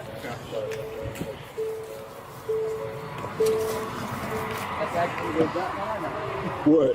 Oh, your car? There's a 69 right there. Yep. And there's a beer bottle on the driver's floor. Appreciate it. No seatbelt on. Oh, he got a switch. Oh, buddy got a switch. He got a switch. Oh. A search of the vehicle was conducted, and I located an open alcoholic beverage and a Glock 19 under the passenger seat. The Glock was modified and has a switch to make it fully automatic. On Wednesday, March 12, 2025, at approximately 4:42 p.m., I observed a red Volkswagen Beetle traveling eastbound on United States Highway 70, traveling at a high rate of speed. To my front radar confirmed 64 in a 40-mile-per-hour zone. I attempted to catch up to the vehicle, which it made a left turn onto Broad Street. 33 City. 1037.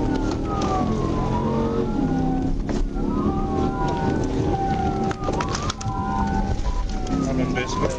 I don't know what street I'm on.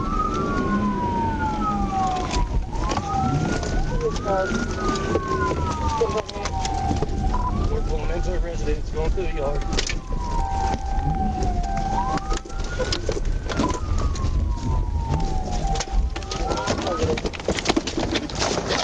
Let me see your hands! Wrecked out. Let me see your hands! Let me see your hands! Let me see both of your hands! I conducted a felony takedown before placing the subject under arrest. After searching the vehicle, I located one pill bottle with approximately 8 pills. The subject was placed under arrest and transported to the Prairie County Detention Center.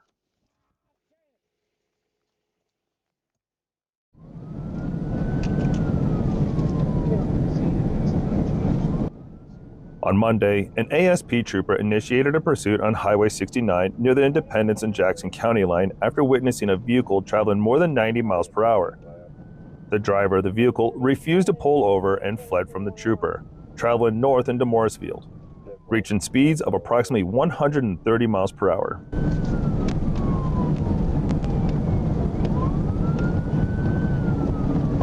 King Central.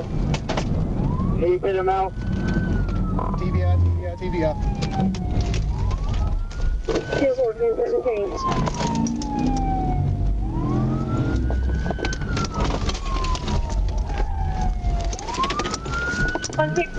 location. As the driver approached the University Avenue and Chicot Road intersection, the trooper performed a tactical vehicle intervention to end the pursuit. Suspect was taken into custody after being medically evaluated and transported to the Pulaski County Detention Center. Oh my God! What the f***? I'm so scared I pooped my pants! Okay. She was charged with fleeing, reckless driving, possession of a controlled substance, speeding more than 15 miles per hour over, and failure to display proper light for a vehicle. I think the cop was very happy to be taking her to the police station. On November 12, 2024, around 9:48 p.m., I observed a silver Grand Cherokee speeding on Interstate 30 westbound near the 118-mile marker. The vehicle entered the construction zone, a 60-mile-per-hour zone, traveling over 70 miles per hour. I followed the vehicle for a short distance where it sped up to 80 miles per hour in the 60-mile-per-hour zone.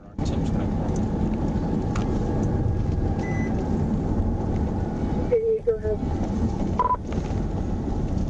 30 West 114, South Carolina. X-ray Henry Tom, 845. It's a gray Jeep. I made contact with the driver and sole occupant, later identified as Bernard Williams III.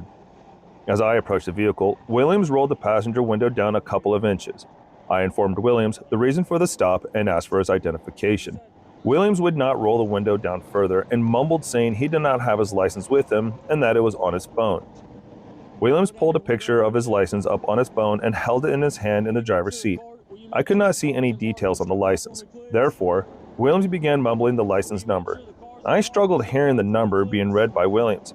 I asked Williams for the rental paperwork, and he pulled his phone back in front of him, not speaking, and just began scrolling on his phone. Step out now.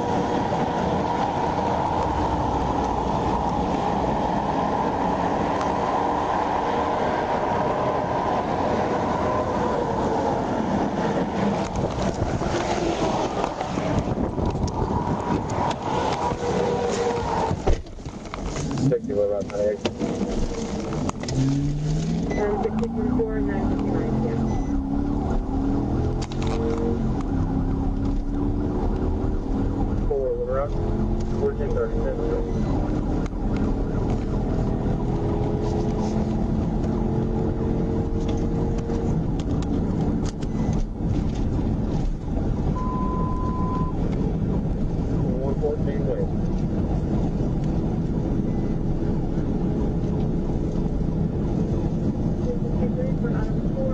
The pursuit traveled on Interstate 30 westbound from the 114 mile marker to the 109 mile marker with speeds reaching 141 miles per hour.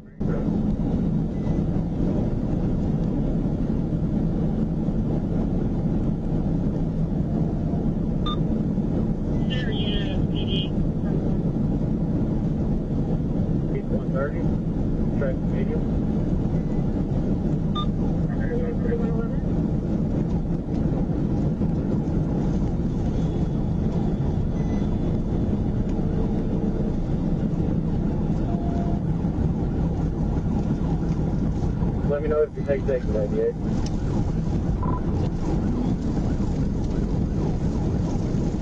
We do not take it for staying west. I'm ending it as soon as we get out of this construction here. Guys, 11, coming up from 1 p.m.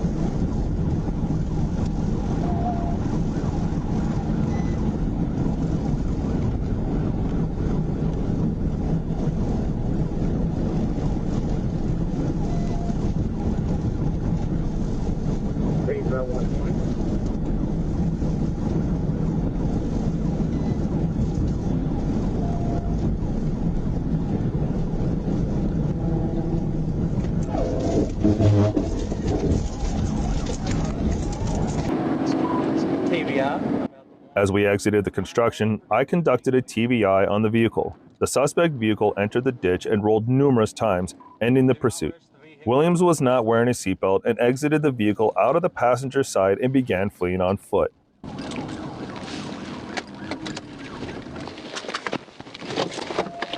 Hey, get on the ground!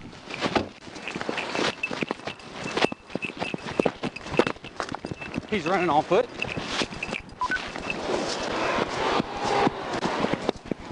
Bryant police responded with a K-9 which attempted to track Williams but was unsuccessful. North Little Rock police responded with a drone that was able to locate a subject limping through the wooded area nearby, but troopers were unsuccessful in locating the subject. The Arkansas State Police helicopter responded to the scene and was also unsuccessful in locating Williams. There were several small plastic bags of marijuana residue located inside the vehicle, along with the joint Mr. Williams was smoking and a Ruger pistol.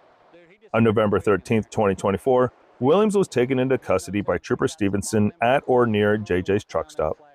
Thank you for watching and have a great week.